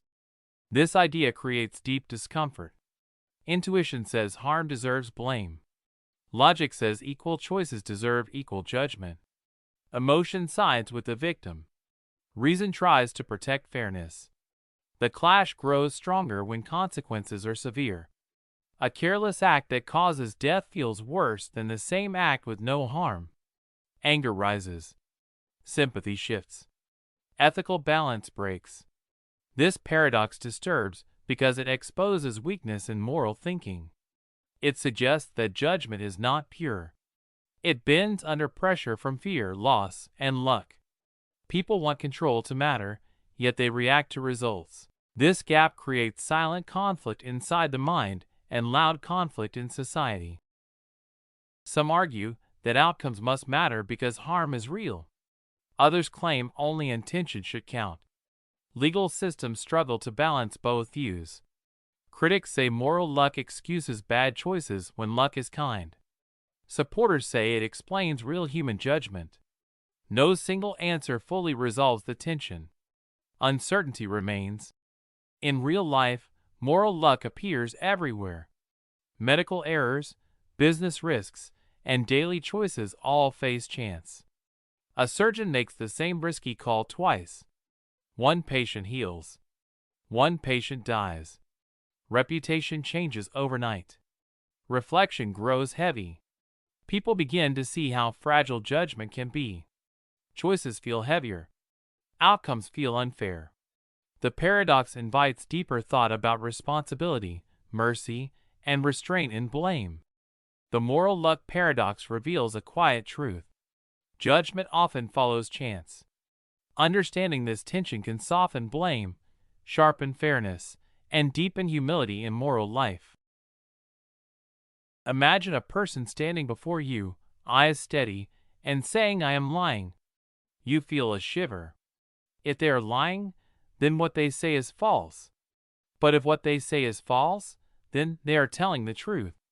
The words twist in your mind, leaving a loop you cannot escape. This is the liar paradox. It is a small sentence, but it shakes the ground beneath our understanding of truth and lies. We encounter puzzles like this not just in philosophy but in everyday life when we question what is real, what is honest, and what can be trusted. The liar paradox is a statement that cannot consistently be called true or false. One popular historical example comes from the ancient Greek philosopher Epimenides. He said all Cretans are liars, and he himself was a Cretan. This simple claim created a puzzle that has fascinated thinkers for centuries. Philosophers and logicians have tried to understand it using careful reasoning, yet it continues to resist easy explanation. The paradox asks us to examine the source of our knowledge, our assumptions about truth, and the limits of language. We realize that even a single sentence can hide deep contradictions. The mechanism is simple in appearance, but deep in effect. Take the sentence "I am lying." If it is true, then the speaker is lying, so it must be false. But if it is false, then the speaker is not lying, so it must be true. It creates a circle that never ends. Another way to see it is imagining a book that says everything in it is false. If the book is telling the truth, then its words are false. If its words are false, then some truths are inside. This back and forth traps our mind, because our usual rules of true and false break down. It forces us to consider whether truth is absolute or sometimes elusive. The twist is that the paradox does not settle. Logic wants a clear answer. We want a neat box labeled true or false, but the liar paradox denies this. It challenges the way we think. Could it be that some statements are beyond truth and falsehood? Could language itself be unstable, a house of mirrors reflecting contradictions back at us? If you accept the paradox, you accept uncertainty. If you reject it, you must change your rules for logic. Even worse, the paradox can multiply. Every sentence about truth can be questioned. If a statement says this sentence is false, every new statement about it creates a chain reaction of confusion. Our minds resist this because we crave certainty, yet the paradox leaves us suspended between knowing and not knowing. The tension is immediate. Our intuition tells us a statement should be true or false. Logic insists on consistency. But the liar paradox shows that sometimes intuition and logic collide and fail. It creates discomfort, a puzzle we cannot solve by ordinary reasoning. Our brains feel the pull of contradiction, and that tension keeps philosophers awake at night. Some thinkers try to solve the paradox by redefining truth, or by separating language into levels. Others accept it as a limit to human reasoning. There are debates and disagreements. Some argue the paradox is a trick of language. Others say it reveals something real about the universe. Different perspectives show that even simple statements can carry deep mysteries. Imagine you meet a stranger who whispers, "I always lie." Can you trust them, even a little? The paradox forces you to pause, to question, to doubt. The liar paradox touches on existence itself. It challenges certainty, showing us that truth may not be absolute. It questions our understanding of honesty, knowledge, and reality. It reminds us that some mysteries cannot be neatly boxed, that some questions are more important than answers. Sometimes the most ordinary sentence can shake everything we know. The liar paradox teaches us to embrace uncertainty, to question, and to marvel at the strange loops within language and thought. A donkey stands in the middle of a dusty field. On one side, a pile of hay glistens in the sun. On the other, a bucket of fresh water sparkles. The donkey's eyes flicker between the two, neither movement giving it relief. Time stretches as the sun climbs higher, the heat pressing against the skin. Hunger and thirst both call, but the donkey does not move. The tension hangs thick in the air. This is Buridan's Ass, a thought experiment in philosophy. It shows a creature facing two equal choices and unable to decide between them. The paradox explores how reason works when options are perfectly balanced. Its lesson is not about donkeys, but about decision-making, hesitation, and the limits of logic. In the 14th century, a French philosopher named Jean Buridan described this problem. Around 1350, in Paris, he wrote about a donkey placed exactly midway between food and water.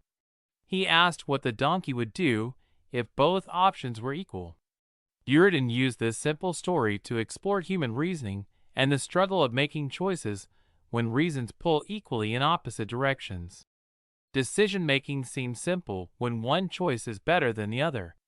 But when both are equal, the mind stalls. Imagine standing between two doors, identical in every way. The brain searches for a reason to choose, but none exists. The donkey's body wants to act, but its mind cannot favor one over the other. Choice becomes impossible, trapped in perfect balance. One expects the donkey to move to either food or water. Yet logic suggests it should stay frozen. The normal rules of survival seem ignored. What should be instinctive becomes stalled.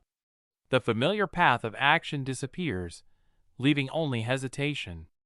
The paradox grows deeper when we consider humans. Every day, choices pull at us, some tiny, some life-changing. When reasons are evenly matched, uncertainty grips like a shadow. Logic offers no guidance. Preference dissolves. Even with perfect information, action may fail.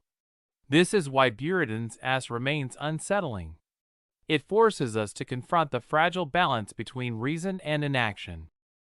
Some argue this is unrealistic.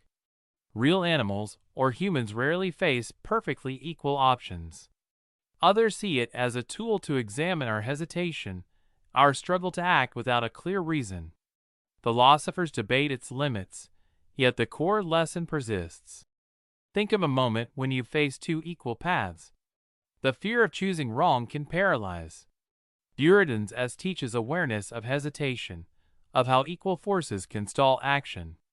It reflects our inner struggle, the tension between reason and desire. The paradox suggests life is rarely simple. Choices define us, but sometimes no choice seems right. The lesson is patience, awareness, and understanding the weight of an action. Decision is more than logic. Sometimes, hesitation itself reveals the depth of desire and thought. The black hole information paradox. The black hole information paradox is one of the most mysterious puzzles in modern physics. It asks a question that shakes the foundations of our understanding of the universe. Imagine something so powerful that nothing, not even light, can escape it. Yet, physics tells us that information cannot be destroyed. How can these two truths exist together? This paradox is not just an abstract idea. It affects how we understand the fate of stars, the nature of time, and even the destiny of the universe itself.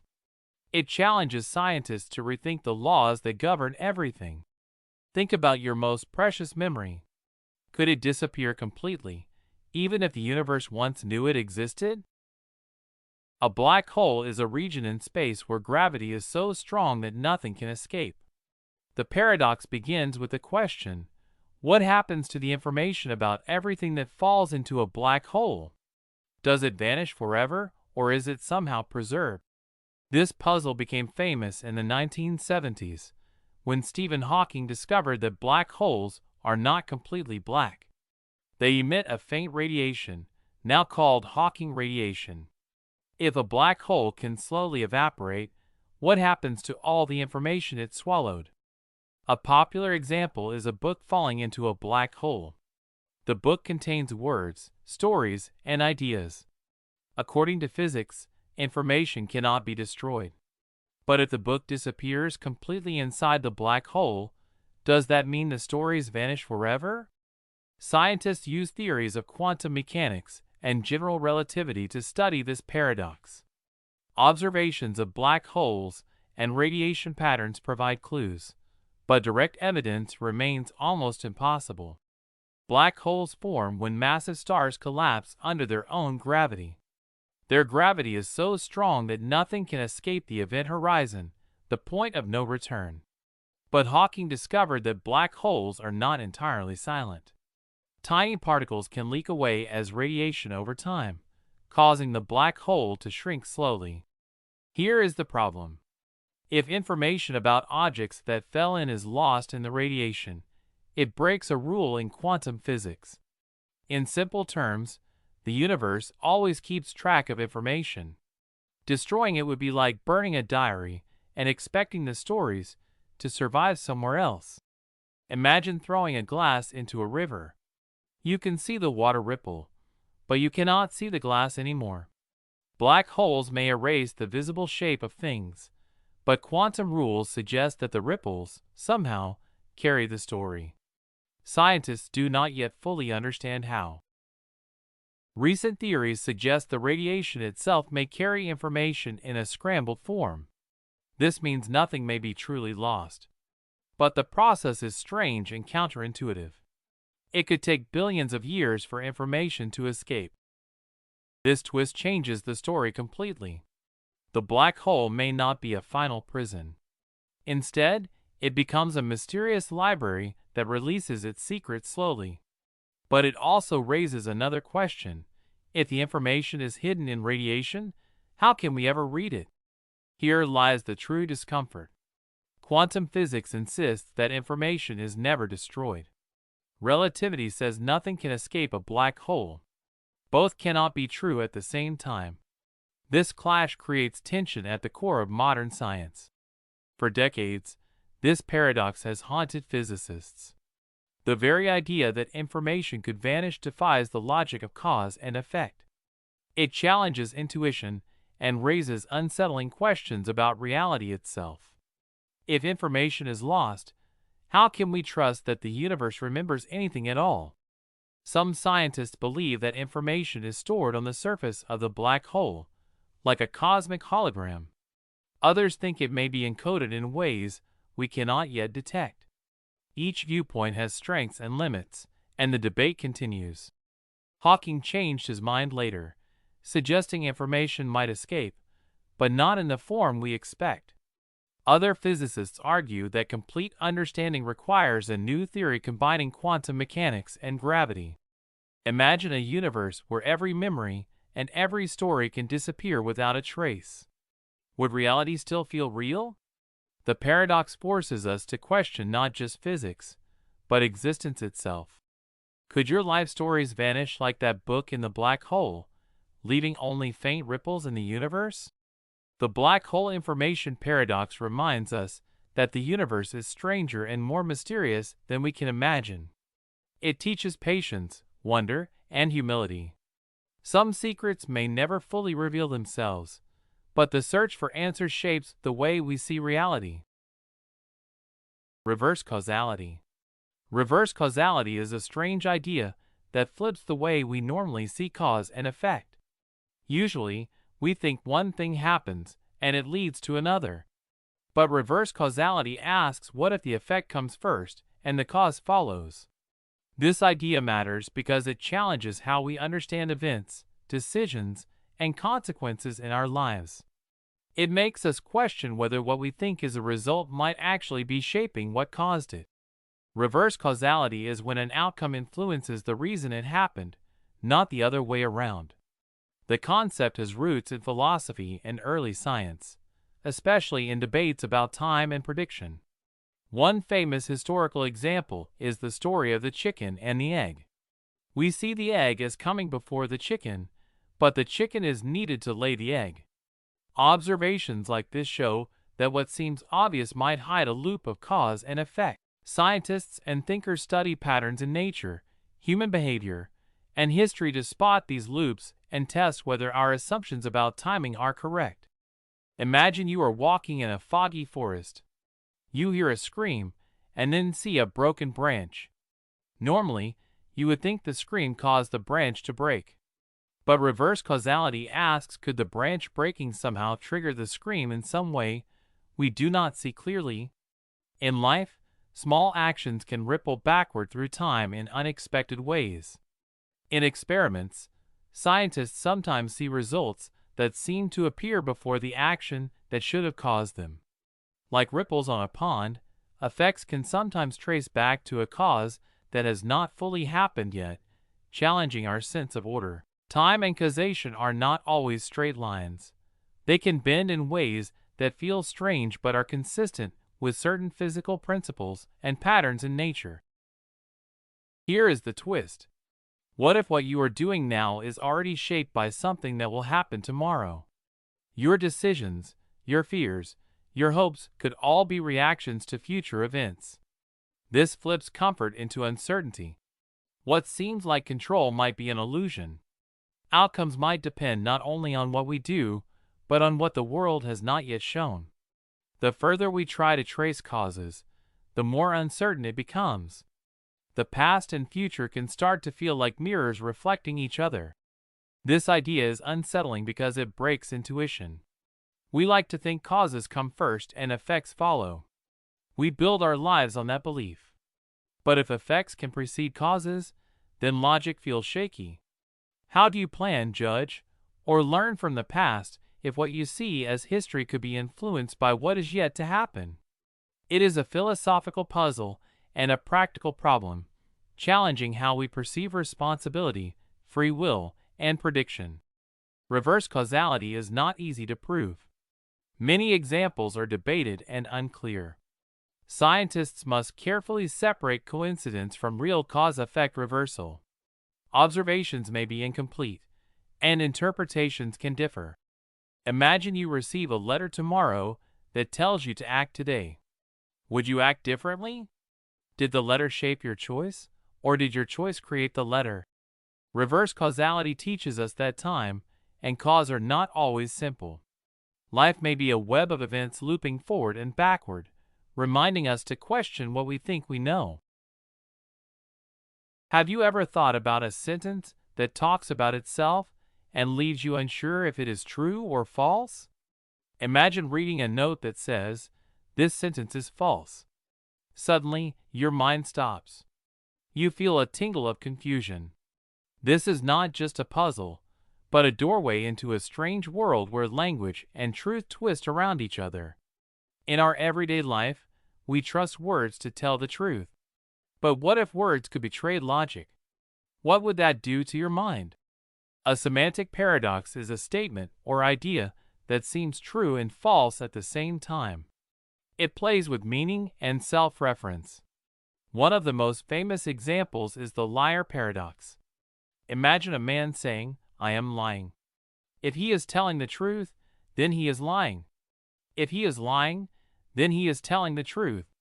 This paradox was first explored in ancient Greece by the philosopher Epimenides, who said, "All Cretans are liars." Observing what comes from our own statements and words can create a puzzle that logic alone cannot solve. The paradox works because our minds try to apply rules too quickly. When we read the sentence, "I am lying," our brain wants to label it true or false. But the sentence refuses to fit. Any label feels wrong. It is like looking into a mirror that shows your reflection moving independently. You start to doubt your own understanding. The mind struggles to hold two possibilities at once, and that struggle is where the paradox lives. Our perception and consciousness meet confusion, as if reality itself has paused for a moment. What makes it stranger is that the paradox is harmless, yet powerful. It does not break the universe. It breaks certainty. When we accept that a sentence can escape truth or falsehood, we realize that not everything fits neatly. Our brains crave closure, and the paradox denies it. The outcome depends on how we decide to interpret it. It can be a thought experiment or a deep meditation on language. The discomfort is thrilling. You feel trapped between logic and intuition. You want an answer, but the paradox refuses. You feel your reasoning wobble and your certainty shake. Your emotions react to an abstract problem. Your mind wants rules, but the paradox creates chaos. It questions the very foundation of how we understand statements, truth, and meaning. Every instinct tells you one thing, but the paradox says maybe nothing is so simple. Philosophers debate whether these paradoxes are real problems or tricks of language. Some say they reveal limits of logic. Others think they are playful illusions. There is no universal agreement. Some treat it as a puzzle to sharpen reasoning. Others see it as a mirror to examine consciousness. It teaches us humility and curiosity. Semantic paradoxes appear in programming, artificial intelligence, and law. Thought experiments help us explore ideas beyond ordinary limits. Imagine a machine trying to answer a liar paradox. Semantic paradoxes touch the heart of consciousness. They ask who we are if truth is not fixed. They force reflection on self-awareness and perception. We wonder if our minds can ever grasp ultimate truth, or if some mysteries are meant to remain unresolved. Semantic paradoxes remind us that not all questions have clear answers. They awaken curiosity and challenge certainty. They show that thinking is both a tool and a journey. The paradox of tolerance. Imagine a town where everyone is free to speak, believe, and live as they wish. The people there are proud of their kindness and open hearts. But one day, a group arrives who begins to shout that others should not have the same freedom. The townspeople face a strange question. Should they tolerate those who want to destroy tolerance itself? This is the heart of the paradox of tolerance. It feels fair to be open to all voices, but what happens when one voice tries to silence the rest? The paradox of tolerance is the idea that if a society is completely tolerant, even of intolerance, then tolerance itself may disappear. It means that a tolerant world cannot survive if it accepts those who want to destroy it. This idea was first written about by the philosopher Karl Popper in 1945. He warned that unlimited tolerance could lead to the victory of the intolerant.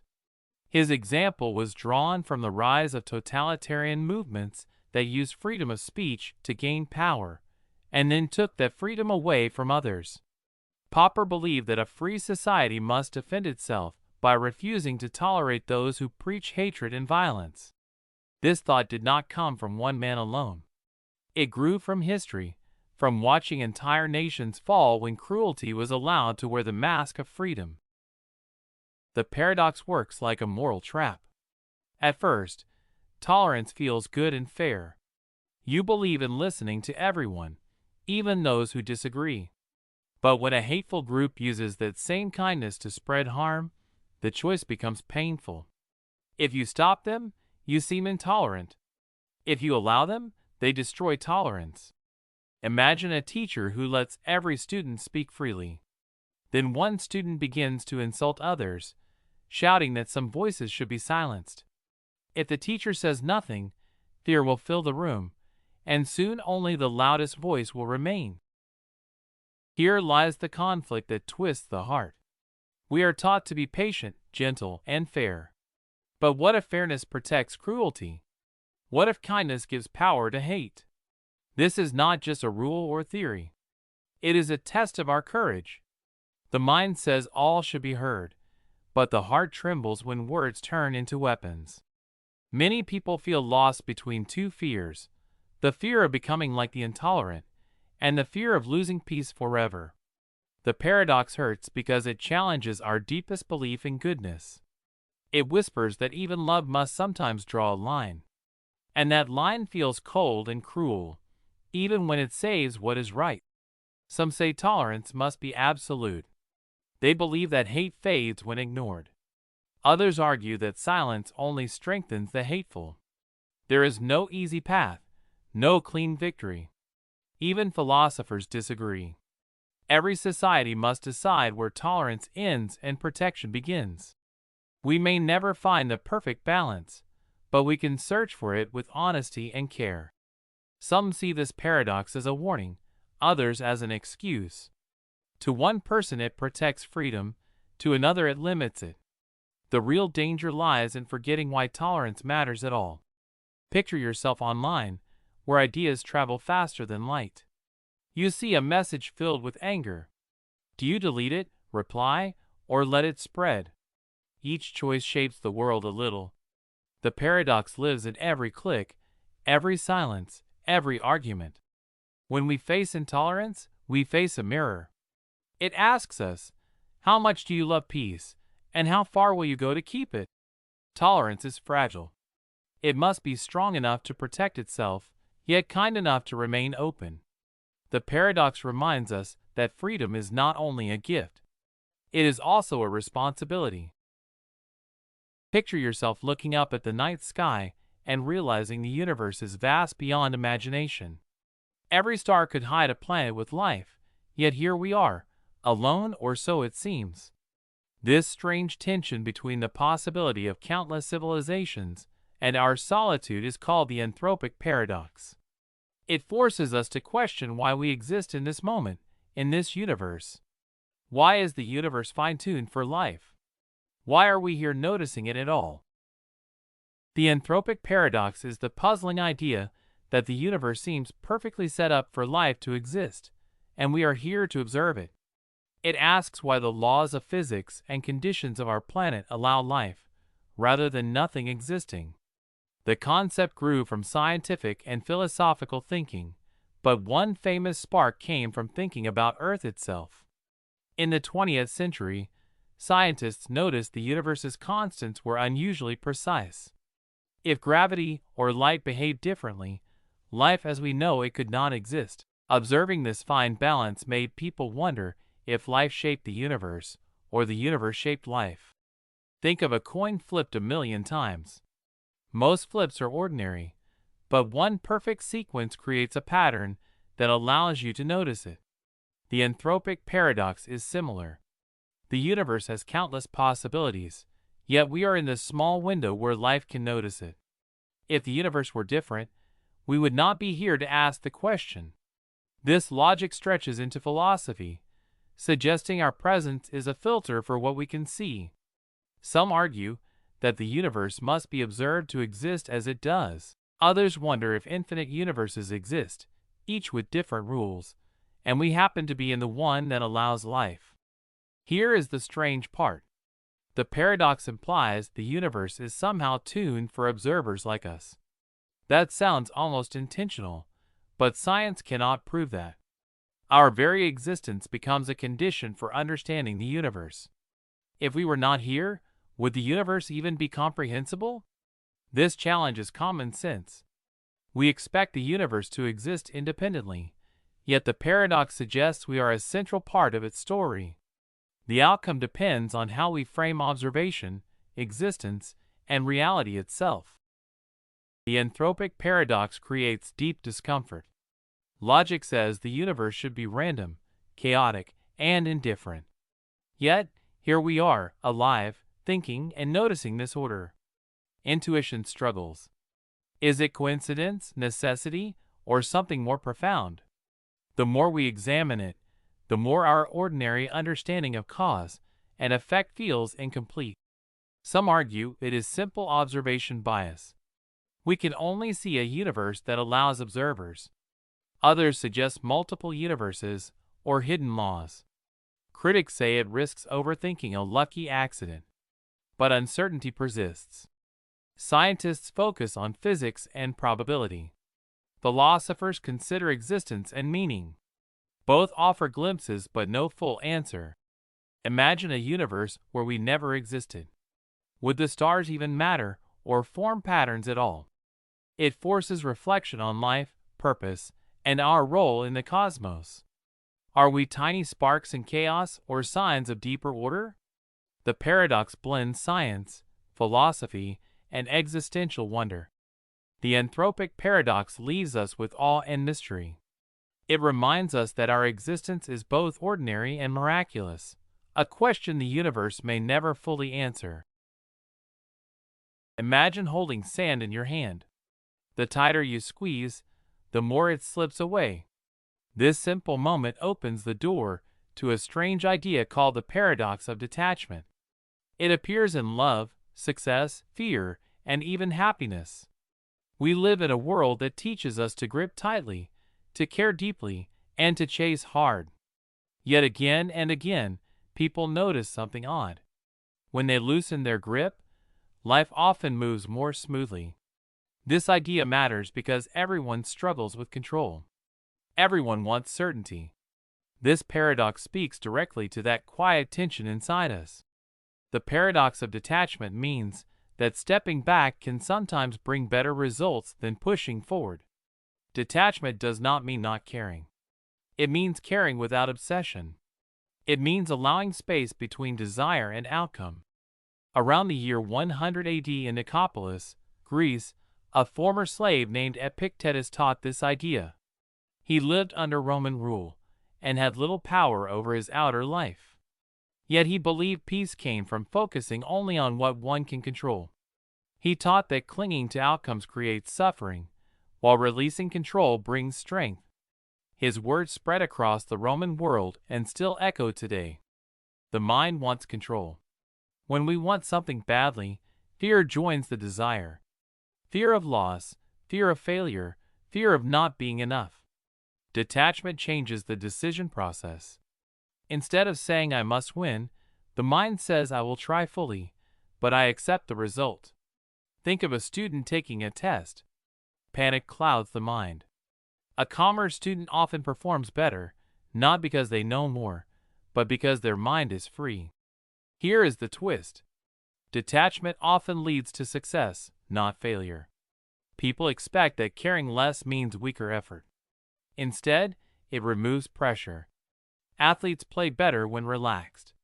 Speakers speak better when not desperate for approval. The result feels backward, yet it repeats across life. This paradox creates discomfort. If letting go helps, why does holding on feel safer? The conflict lives in human instinct. We believe effort equals control. We believe worry equals responsibility. Detachment feels risky, like standing on the edge of the unknown. Logic starts to shake. We ask ourselves, how can I want something without chasing it? How can I care without gripping? The mind struggles because it wants guarantees. Detachment offers none. That is why it feels both freeing and frightening. Some argue detachment leads to passivity. Others say it can be misunderstood as emotional coldness. These concerns are valid. Detachment requires balance. Too much distance can turn into avoidance. Too little turns into obsession. The uncertainty makes this paradox hard to practice. Some see detachment as wisdom. Others see it as surrender. Some cultures praise it. Others fear it. Each view reflects how people understand control and trust. Imagine two people waiting for important news. One checks every minute, heart racing. The other sets the phone down and breathes. Both want the same result. Only one suffers deeply while waiting. Detachment does not change the outcome. It changes the experience. Think of something you want badly. Ask yourself what would happen if you tried fully, then loosened your grip. What fear hides beneath your effort? The paradox of detachment asks a deep question. Are we defined by outcomes, or by how we meet them? It suggests freedom comes not from control, but from acceptance. Sometimes the strongest move is to let go. In that quiet space, clarity often appears. The twin paradox. Imagine two twins. One stays on Earth, while the other boards a spaceship that can travel almost as fast as light. Years later, the traveling twin returns home and finds something shocking. The twin who stayed on Earth has aged much more. This strange idea is called the twin paradox. It makes us question how time really works. Time might not be the same for everyone. It is not just a clock ticking on the wall. This thought experiment brings science close to our everyday life. It asks us to imagine ourselves in impossible journeys and to feel the strangeness of the universe. The twin paradox is a situation in Einstein's theory of relativity. It shows that time moves differently for people moving at different speeds. Time is not absolute. It bends, stretches, and slows down depending on motion. The paradox was first imagined in the early 20th century when scientists were trying to understand Einstein's theory. They wanted to see what happens if one twin moves at near light speed while the other stays still. A famous example involves one twin leaving Earth in a rocket, traveling to a distant star, and coming back. Observations and calculations suggest that the traveling twin would be younger. The idea challenges what we feel about time. We all think a year is a year. But this experiment shows that years can mean different things depending on your journey. To understand the twin paradox, think of time as a river. On Earth, the river flows steadily. But on the spaceship, moving almost as fast as light, the river slows down. The faster you travel, the slower your river of time flows. Imagine looking out the window of the spaceship. The stars stretch and blur. Days and years on Earth pass faster than your own heartbeat. When the traveling twin returns, the river of time on the ship has carried them more slowly than the river back on Earth. It is as if the universe is bending its own rules around you. Your mind wants to measure time like a clock, but your experience tells a different story. This is where consciousness and perception come in. Each twin's experience of life is real. Each sees a different version of the same events. The paradox shows that what we feel about time is not universal. Our perception of aging, moments, and memories can differ depending on our motion through space. This makes you wonder if your own experience of life could be stretched or compressed without you noticing. The surprising twist is that both twins can look at the other and feel the same curiosity. Each could see the other's clock and wonder why it ticks differently. At first, it seems like a contradiction. How can time be both slower and faster depending on who is moving? It depends on motion, acceleration, and the path through space. The twist reveals that our intuition about time is limited. We assume time is a constant river, flowing equally for all. The paradox challenges that idea. It shows that our experience of the universe depends on how we move through it, and not just on what we measure. Here comes the philosophical tension. Imagine being the traveling twin. You see the Earth twin grow old while your own life passes slowly. When you return, you are younger. How can life feel real if time is bending? How can we trust our memories if the years we remember do not match the years passed elsewhere? Our minds are built to understand a steady flow of time. The paradox shatters that understanding. It creates a conflict between what our senses tell us and what science proves. Our logic says that the twins should age the same. Our hearts feel that growing old together is normal, but the universe shows that even these most human expectations can be broken. The paradox forces us to face our own limits. It asks if reality is the same for everyone or only for ourselves. Scientists have debated the twin paradox for decades. Some argue about how to measure motion and acceleration. Some question whether the traveling twin's journey is fair to compare with the Earth twin. The main uncertainty is how exactly we interpret time and observation. But experiments with fast-moving particles confirm that time really does slow down for moving objects. Even if humans have not yet traveled near light speed, the idea is proven in small-scale physics. From a consciousness perspective, the paradox raises deep questions. If two observers live different experiences of the same world, whose reality is real? If our perception of time is relative, then memory, aging, and experience might also be relative. It makes us reflect on self-awareness. We realize that our understanding of life may depend on where and how we move through the universe. This can make us feel small, but also deeply connected to the cosmos. The twin paradox is not just a physics puzzle. It is a mirror for our minds. It shows that time, reality, and experience are more flexible than we think. We are reminded that life is strange, unpredictable, and personal. Every heartbeat, every memory, every moment might flow differently depending on our path. And in that difference lies the beauty and mystery of existence. Paradox of inquiry.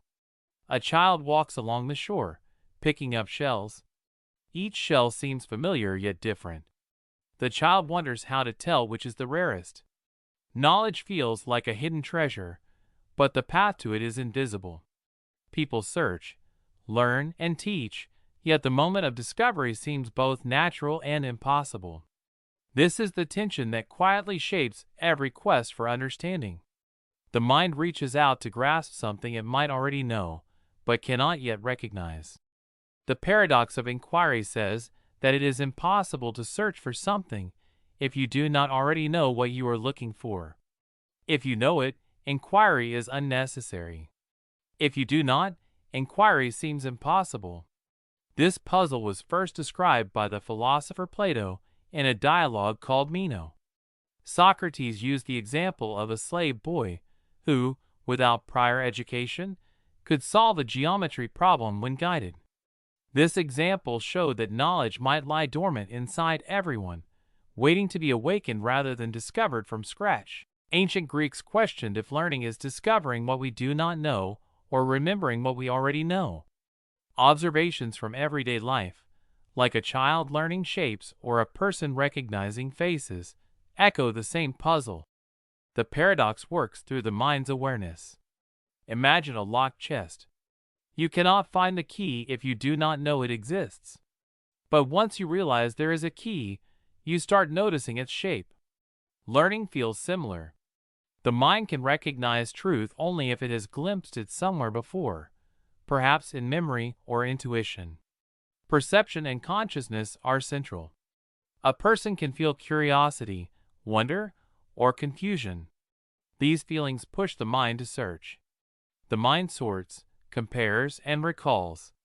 Even a simple question activates hidden knowledge. Mental processes connect experience, reflection, and understanding. The surprising part is that forgetting is also part of learning. Memory does not vanish entirely. The mind sometimes hides what it already knows, creating the illusion of ignorance. When guided by a teacher or through careful reflection, hidden knowledge surfaces. What seems impossible at first becomes possible, not because the mind acquires something new, but because it remembers what it already holds. This paradox creates tension in thought and feeling.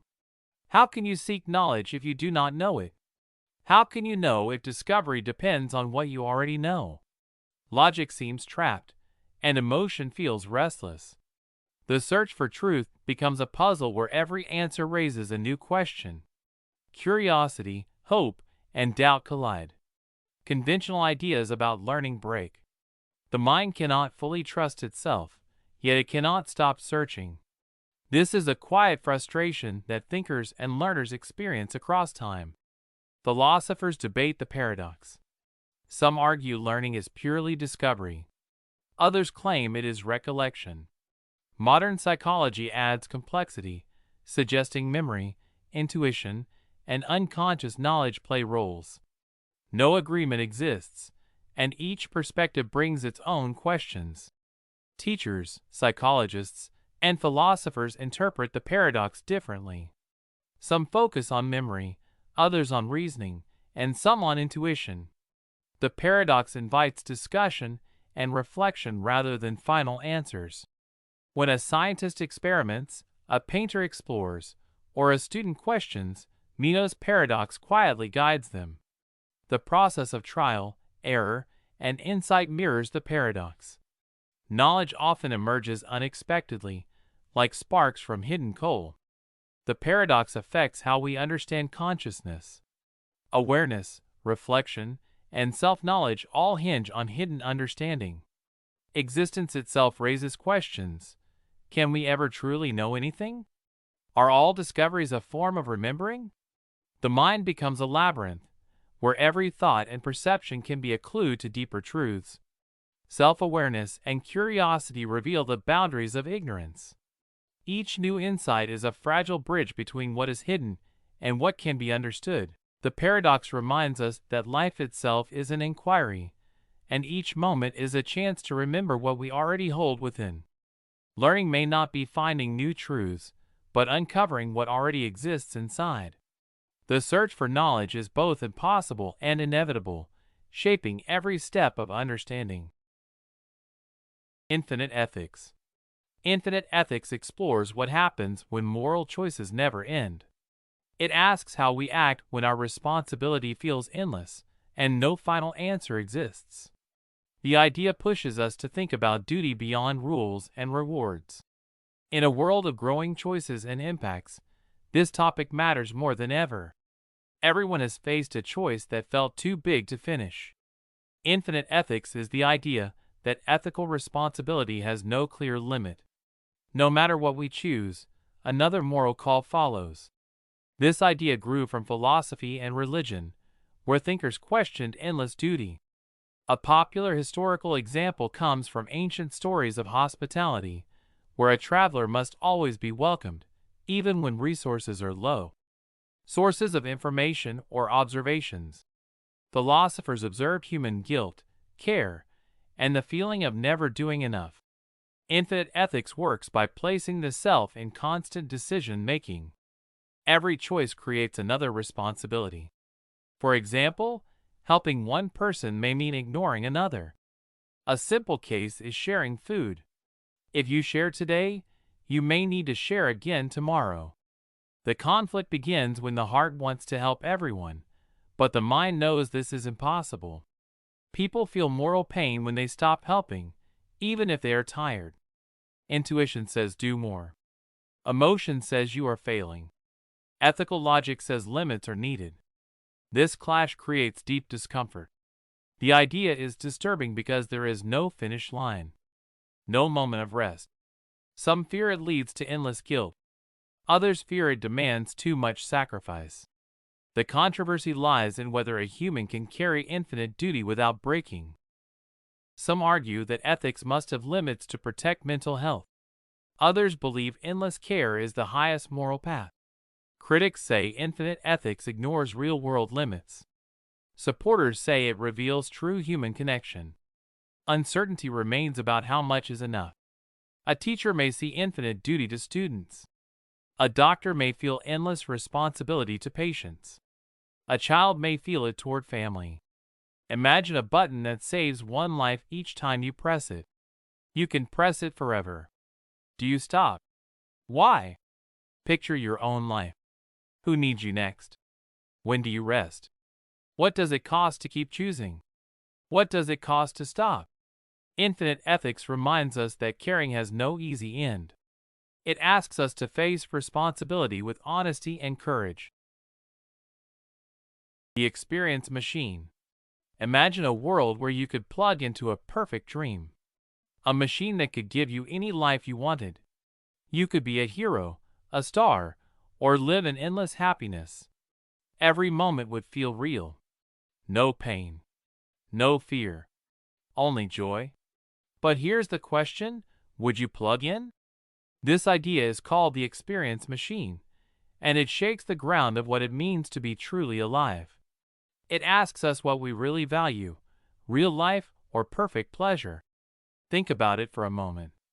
What if your happiest memories, your biggest dreams, could all be yours, but none of them were real? The experience machine is a thought experiment about happiness and reality. It was created by philosopher Robert Nozick in the 1970s. He wanted to test if pleasure is the only thing that truly matters to us. He asked us to imagine a machine that could simulate any experience we desire. Once inside, you would not know it's fake. You would live a perfect life full of love, success, and beauty. This idea came as a challenge to another philosopher, Jeremy Bentham, who believed that pleasure was the highest good. Nozick's question was simple yet piercing. If pleasure is all we need, why wouldn't everyone choose the machine? The machine would connect to your brain and send signals that feel exactly like real experiences. You could choose to be anyone. A famous singer, a brave explorer, a loving parent. Everything would feel true. But there's a catch. Once you enter, you can't tell what's real anymore. The people you meet aren't real. The love you feel isn't real. You are living in a dream that never ends. Here's where the heart starts to twist. Deep inside, something feels wrong.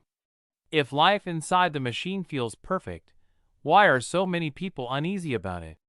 Maybe it's because we don't just want to feel good. We want to be someone real. We want to struggle, grow, fail, and rise again. Pain gives meaning to joy. Mistakes make us human. The experience machine forces us to question our instincts. Is happiness enough if it's built on a lie? Is a perfect illusion better than an imperfect truth? That's where the real discomfort lies. Some say yes, pleasure is all that matters. If you're happy, that's enough. Others argue no, truth, freedom, and real connection matter more than fake perfection. The debate shows our deepest confusion. Do we live for joy, or do we live for truth? Some scientists say the brain can't tell the difference. Some philosophers say meaning can't exist without reality. And some ordinary people say they would rather live one painful truth than 1,000 perfect lies. Think about virtual reality, social media, and artificial intelligence. Aren't we already building small versions of this machine? Every time we escape into screens, we taste a drop of that dream. So ask yourself, if given the choice, would you step into a world of perfect happiness, knowing it was all pretend? The experience machine is not just a question about pleasure. It's a mirror held up to your soul. What do you value more, feeling good or being real? The sun casts long shadows across a quiet track. A man runs swiftly, muscles straining, while a small tortoise moves slowly ahead. Each step the man takes is measured, precise, yet the tortoise barely seems to move. Time stretches strangely as distance seems endless. There is a rhythm to the chase, but something about it feels impossible to resolve. This is the story of Achilles and the tortoise, a paradox that questions the very nature of motion. The paradox suggests that a faster runner may never overtake a slower one if the slower one has a head start. It comes from ancient Greece, from the philosopher Zeno of Elea. Zeno used this story to challenge the simple idea that moving objects can reach a destination. Observing the world, he noticed gaps in understanding distance, time, and infinity. Ancient scholars debated endlessly about what it truly meant to move or to arrive. Imagine the tortoise starts 10 meters ahead. Achilles runs 10 times faster. By the time he reaches the tortoise's starting point, the tortoise has moved a little further. Every time Achilles reaches where the tortoise was, the tortoise has moved a bit more. Step by step, distance shrinks but never disappears. Zeno used this to show that dividing space and time into smaller pieces creates an endless chain. The paradox is not about speed, but about how we think of infinite steps. Even if each step is tiny, adding them forever suggests motion might never complete. This challenges how we understand reality. Movement seems simple, yet it hides infinite division. The strange part is that our eyes tell us Achilles overtakes the tortoise in seconds, but reason says he cannot. Logic clashes with observation. The paradox shows that what seems obvious can hide deep puzzles. If space and time are infinitely divisible, every motion contains an endless number of steps. It feels like standing on the edge of an impossible staircase. Each step is real, yet the staircase never ends. This makes us question how we measure, how we know, and what counts as finishing. The universe seems both continuous and endless, predictable and unknowable. Our minds struggle between what we see and what we reason. Achilles seems unstoppable, yet Zeno whispers that he will never arrive. Distance shrinks, but infinity lingers. The paradox traps understanding between intuition and logic. It is uncomfortable because it shows how reasoning can twist simple truths into mysteries. We are pulled into a strange waiting, where motion exists, but completion feels out of reach. This is why the paradox haunts thinkers for centuries. Some argue that mathematics solves the problem. Summing infinite steps creates a finite distance, allowing Achilles to overtake. Others say the paradox is a lesson in humility, a reminder that intuition can mislead. Different cultures and thinkers have debated the meaning for centuries, acknowledging that certainty is fragile. Still, it stirs curiosity, showing how assumptions shape what we accept as reality. Picture yourself as Achilles or the tortoise. Each step is a choice. Every advance feels both victorious and incomplete. You move forward but can never truly escape the question of what it means to finish. The paradox forces us to reflect on time, space, and the limits of knowing. It asks if infinity is a concept or a reality. It questions whether the world follows simple rules or hides endless puzzles. Philosophically, it shows that even ordinary motion contains extraordinary mystery. Achilles will run, the tortoise will crawl, and the paradox will remain. Some questions never end, yet in them lies the wonder of thought, the thrill of being alive, and the courage to keep chasing the unknown. Imagine sitting alone in a dark room, watching a story unfold on a screen or reading the pages of a novel. You feel fear when the hero is in danger, sadness when a character dies, and joy when they succeed. But then you realize nothing you are experiencing is real. The people on the screen or the pages do not exist. How can you feel real emotions for something that is not real? This is the mystery at the heart of the paradox of fiction. The paradox of fiction asks a simple yet troubling question. Why do we respond emotionally to fictional events and characters when we know they are not real? The key idea is that our minds treat stories as though they matter, even though we are aware they are imagined. Philosophers call this an emotional contradiction. We feel fear, love, anger, and sadness without any real danger or personal involvement. One of the earliest known discussions of this idea comes from the 18th century in England. In 1764, the philosopher Samuel Johnson wrote about novels and plays. He observed that people cried at tragedies and feared villains even though they knew everything was fiction. This shows that the paradox has fascinated thinkers for centuries. People are drawn into stories and cannot help but feel, even when logic tells them they should not. The mind operates like a theater. It sees a threat, a loss, or a triumph, and reacts with real emotion. A simple example is watching a horror film. You know the monster is not real, yet your heart races. You feel the urge to hide or scream, as if the danger were true. The paradox lies in this clash, awareness versus instinct. Your reasoning knows it is fiction, but your emotions do not listen. The twist is that fiction can teach, move, and shape us precisely because it is not real. Real-life events might be too distant, too factual, or too terrifying to engage our feelings fully. Fiction provides a safe stage to explore emotions and moral dilemmas. This creates tension within the mind. You may cheer for a hero yet know their victory is pretend. You may grieve a character's death while no one actually dies. The logical brain says calm down, it is not real. The emotional brain says this matters deeply. This conflict makes stories powerful and mysterious. Some argue fiction works because humans naturally empathize. Others say it is a trick of the imagination. The truth is uncertain, and the paradox remains unresolved. Fiction may reveal something deep about how humans feel and think. Consider how stories influence decisions, like judging a situation based on a character's fate. Fiction lets us practice fear, courage, or love without real-world risk. Reflect on how a single story can make you cry, cheer, or fear, even when no one is harmed. This paradox forces us to ask what matters in life. Are emotions only valid when real, or can imagined experiences shape us as much as reality? Can stories teach empathy, caution, or hope more effectively than facts alone? The paradox of fiction shows the strange power of imagination.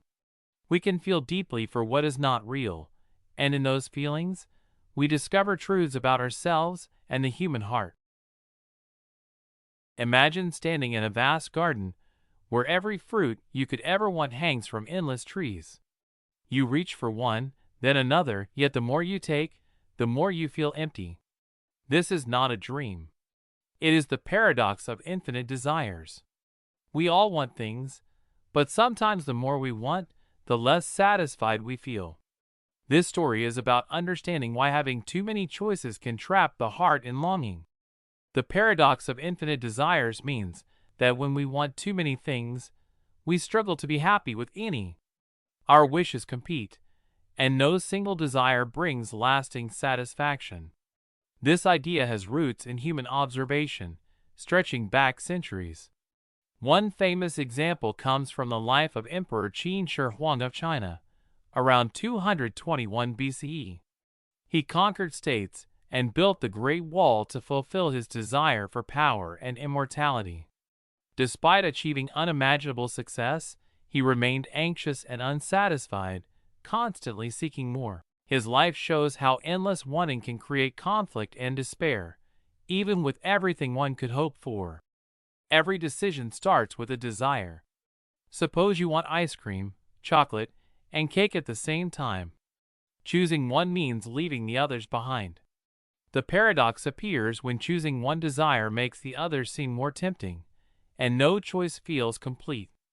It is like standing at a river with multiple bridges, each leading to a promised happiness, yet every bridge makes you doubt the others. Our minds get trapped in comparing what we have with what we could have. Here is the twist. Sometimes getting everything we want brings discomfort instead of joy. Emperor Qin Shi Huang lived with vast riches and power, but feared death and loss constantly. Common sense tells us more should equal happiness, but infinite desires can flip that expectation. The more we satisfy, the more our longing grows. Happiness becomes a moving target, always just out of reach. This struggle is the heart of the paradox. When every desire competes, we feel trapped between choice and regret. You pick chocolate over cake, but your mind wanders to what you did not take. Even achieving a big goal may leave a hollow feeling. Decision-making becomes exhausting because there is no perfect answer. Logic fails, preference conflicts with yearning, and the mind can never fully rest. This tension is why philosophers, historians, and thinkers find the paradox so compelling. It forces us to confront the limits of human satisfaction and the fragility of contentment. Some argue that infinite desires drive progress and creativity. Others say they are a source of endless frustration. There is no clear answer. What is certain is that the tension exists in everyone who dreams too much or wants too many things. Philosophers debate whether letting go of some desires leads to peace, or if striving endlessly defines human life. Imagine you have 10 wishes. Each wish could give you anything in the world, but each one you choose makes the others less possible. How would you decide what matters most? Would you feel happy or haunted by the things you cannot have? This thought experiment teaches us to reflect on priorities, consequences, and the nature of longing. It is a mirror for our choices, a reminder that infinite desire can paralyze as easily as it can inspire. The paradox asks a deeper question about human life. Are we ever satisfied with what we have, or are we doomed to chase endless wants? It challenges us to examine how decisions shape our contentment, and how understanding limits may bring peace. Desires are powerful, but unchecked wanting can trap the mind. Sometimes less is more, and choosing wisely can bring the quiet satisfaction that endless striving cannot. The unexpected hanging. Imagine waiting for something you cannot predict, yet trying to prepare for it. The unexpected hanging is a paradox that makes us question certainty, prediction, and logic. It is a story of surprise, reasoning, and human expectation that keeps minds tangled. This paradox is not just a puzzle but a reflection on how we think, plan, and imagine outcomes. It shows the limits of reasoning and prediction in life. Everyone has faced moments when events defy their plans and expectations. The unexpected hanging paradox tells the story of a person who is told they will be executed on an unknown day in the next week. The person tries to reason out the day, believing that logic can reveal the truth. Yet, the execution happens when they least expect it. The paradox lies in the tension between prediction and surprise. The story comes from classical logic puzzles and has been discussed by philosophers and mathematicians. Observations show that even when we think we can plan and predict, surprises can still break our reasoning. In 1918, in Germany, a famous version involved a judge and a condemned prisoner. The judge told the prisoner he would be hanged one day next week, but the day would be a surprise. The prisoner tried to reason logically about which day it could happen, but the hanging occurred when he least expected it. This single historical example has been widely referenced in discussions of logic and expectation. The paradox works by playing with reasoning and expectation. The person tries to eliminate possibilities. If the hanging cannot happen on the last day, then the previous day also cannot be the day, and so on. Yet, when the event finally happens, it shocks because the prediction failed. Think of it like trying to catch a shadow. You plan every step, yet the shadow moves differently. The decision-making process shows a conflict between logical deduction and intuitive uncertainty. Choices are influenced by the desire to predict, but the outcome remains unpredictable. The twist is that logic seems to prevent the event, but the event still occurs. The prisoner thinks that reasoning will protect him from surprise. The expectation is control, but control is denied. Common sense tells him he knows the day, but the actual outcome is impossible to foresee. This is the heart of the paradox, where knowledge and uncertainty collide. The event forces us to rethink how we judge probability, expectation, and certainty. The paradox creates deep tension. The prisoner is trapped in thought, trying to predict a day that cannot be predicted. His mind races through every option, eliminating possibilities one by one. Each elimination brings temporary relief, but it builds suspense. This tension is emotional, as he feels smart and clever, yet powerless. The conflict lies in the gap between reasoning and reality. Even though he tries to control the situation with logic, he cannot escape the surprise. The paradox highlights the fragility of human expectation. Logic feels absolute, but experience proves it fragile. This is why the story captivates minds. It exposes our vulnerability, showing how control is often an illusion. The discomfort is mental and emotional, creating suspense and fear. We relate because we too plan, predict, and hope to avoid surprises, yet life always keeps secrets. Some philosophers say the paradox is purely logical, a game of deduction. Others say it is psychological, showing how our minds struggle with uncertainty. Critics argue it is just a story, not a real paradox. Some say the tension comes from the human tendency to overthink, not from any real contradiction. There is no single answer, and that is part of the fascination. Imagine facing a moment where every plan fails, and surprise rules. It challenges every certainty you hold. The paradox forces reflection on knowledge, expectation, and mortality. It questions whether we can ever truly know the future or control outcomes. It explores the limits of reasoning, the fragility of human confidence, and the inevitability of surprise. Life is full of unknowns, and the paradox is a mirror to our attempts to manage them. It shows that even the smartest reasoning cannot escape the unexpected. Decisions are always entwined with uncertainty, and acceptance of this is part of wisdom. The unexpected hanging teaches that certainty is fragile, logic has limits, and life thrives on surprises. The mind craves prediction, yet the world does not always comply. We are reminded that anticipation, fear, and curiosity are part of human experience. In every plan, there lies a moment of the unknown, and that is where life becomes both thrilling and frightening. Newcomb's problem. Newcomb's problem is a paradox that asks us to make a difficult choice between two options. It is a thought experiment that creates a conflict between reason and intuition. The paradox questions our understanding of decision-making and challenges our ideas about free will, predicting the future, and what we consider the best choice. It is a dilemma that can spark deep reflection on human nature and how we think when faced with uncertainty. Newcomb's problem involves two boxes, one transparent and one opaque. The transparent box has $1,000 inside, while the opaque box contains either $1 million or nothing. You can choose to take both boxes, or just the opaque box. Here's the catch. A superintelligent being, known as the predictor, has already predicted your choice. If the predictor believes you will choose only the opaque box, they will have placed $1 million inside it. If they believe you will take both boxes, the opaque box will be empty. This paradox forces us to confront whether we should trust our own reasoning or the prediction of the predictor, whose track record is flawless. It brings into question the value of prediction, and how much control we really have over our decisions. In 1960, the paradox was first proposed by the philosopher William Newcomb.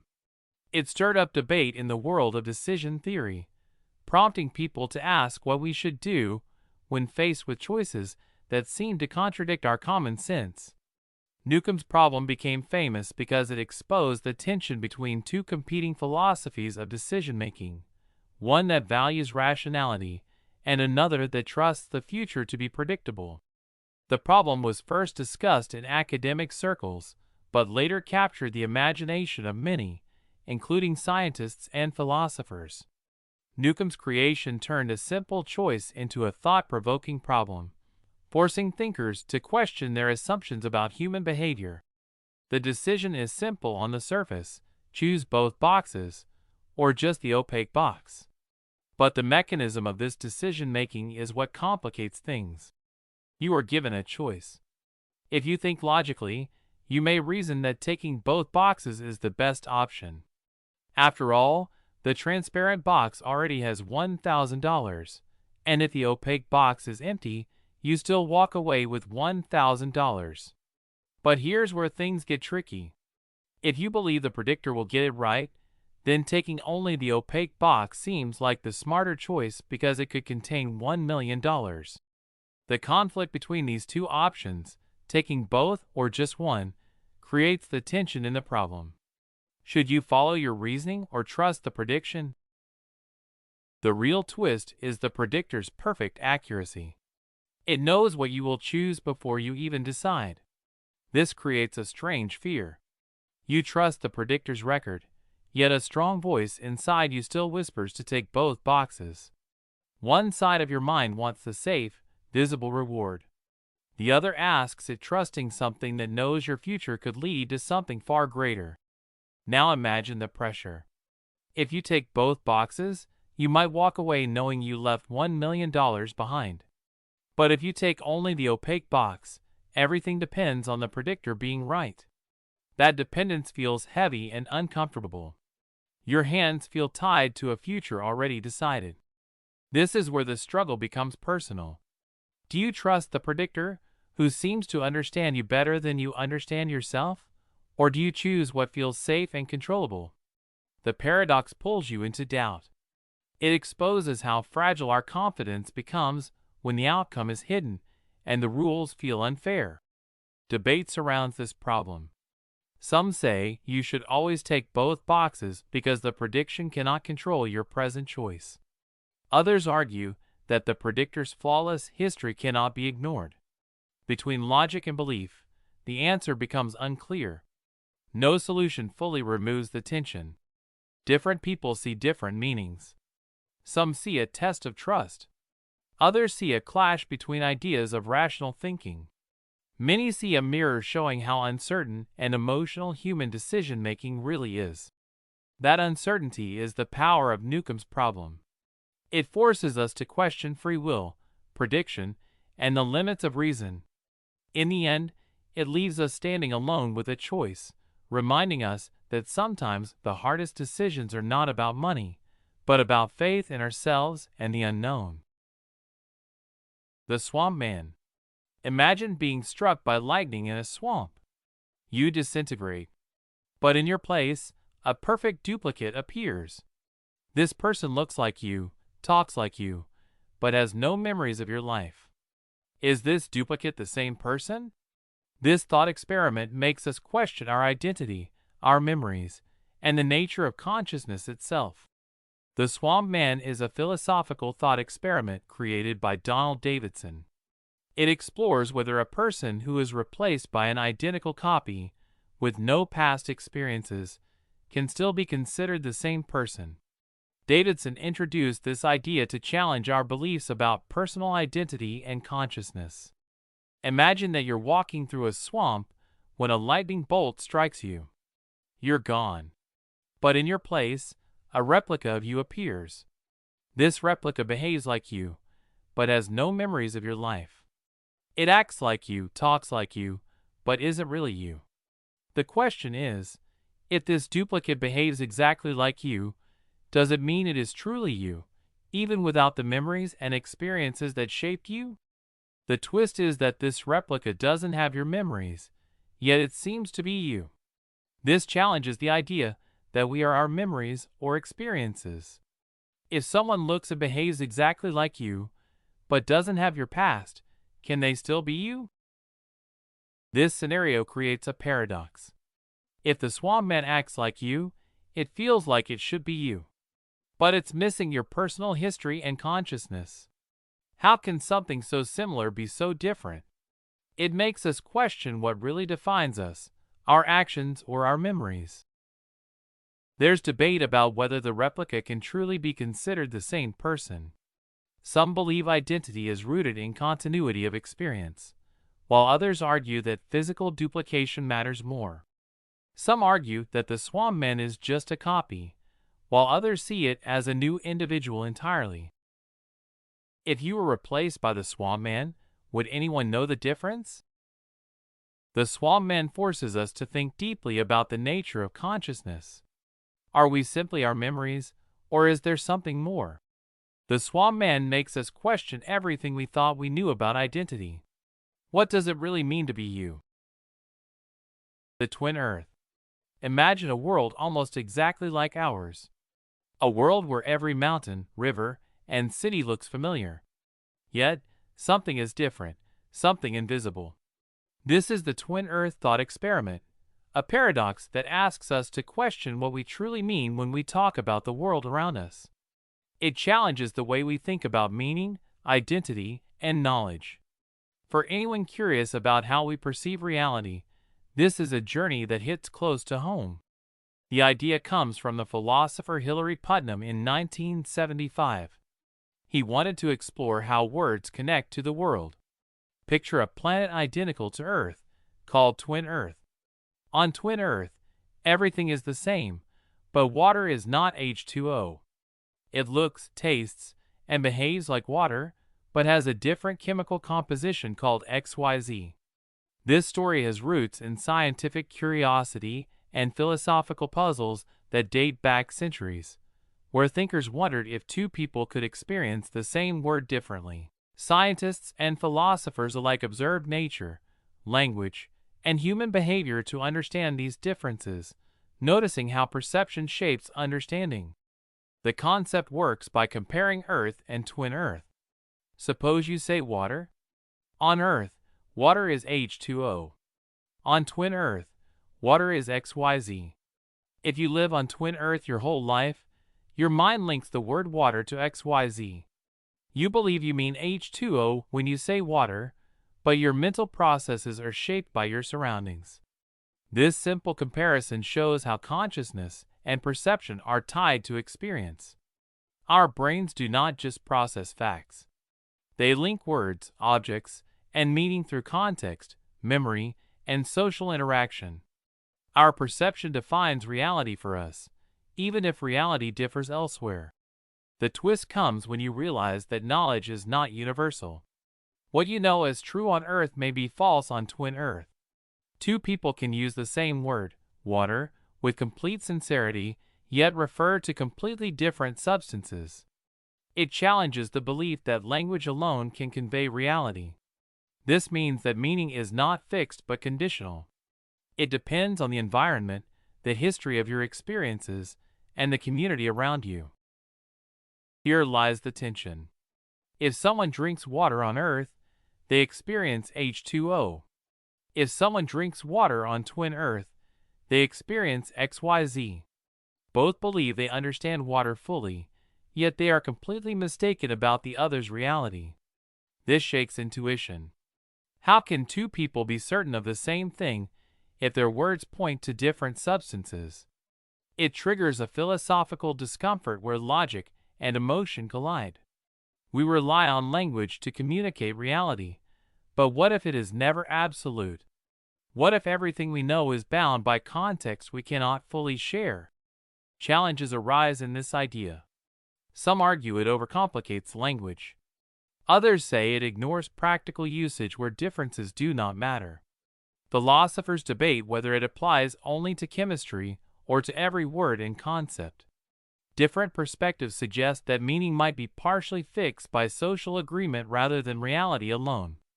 Engaging with this idea asks listeners to imagine themselves on twin Earth, questioning the certainty of their knowledge.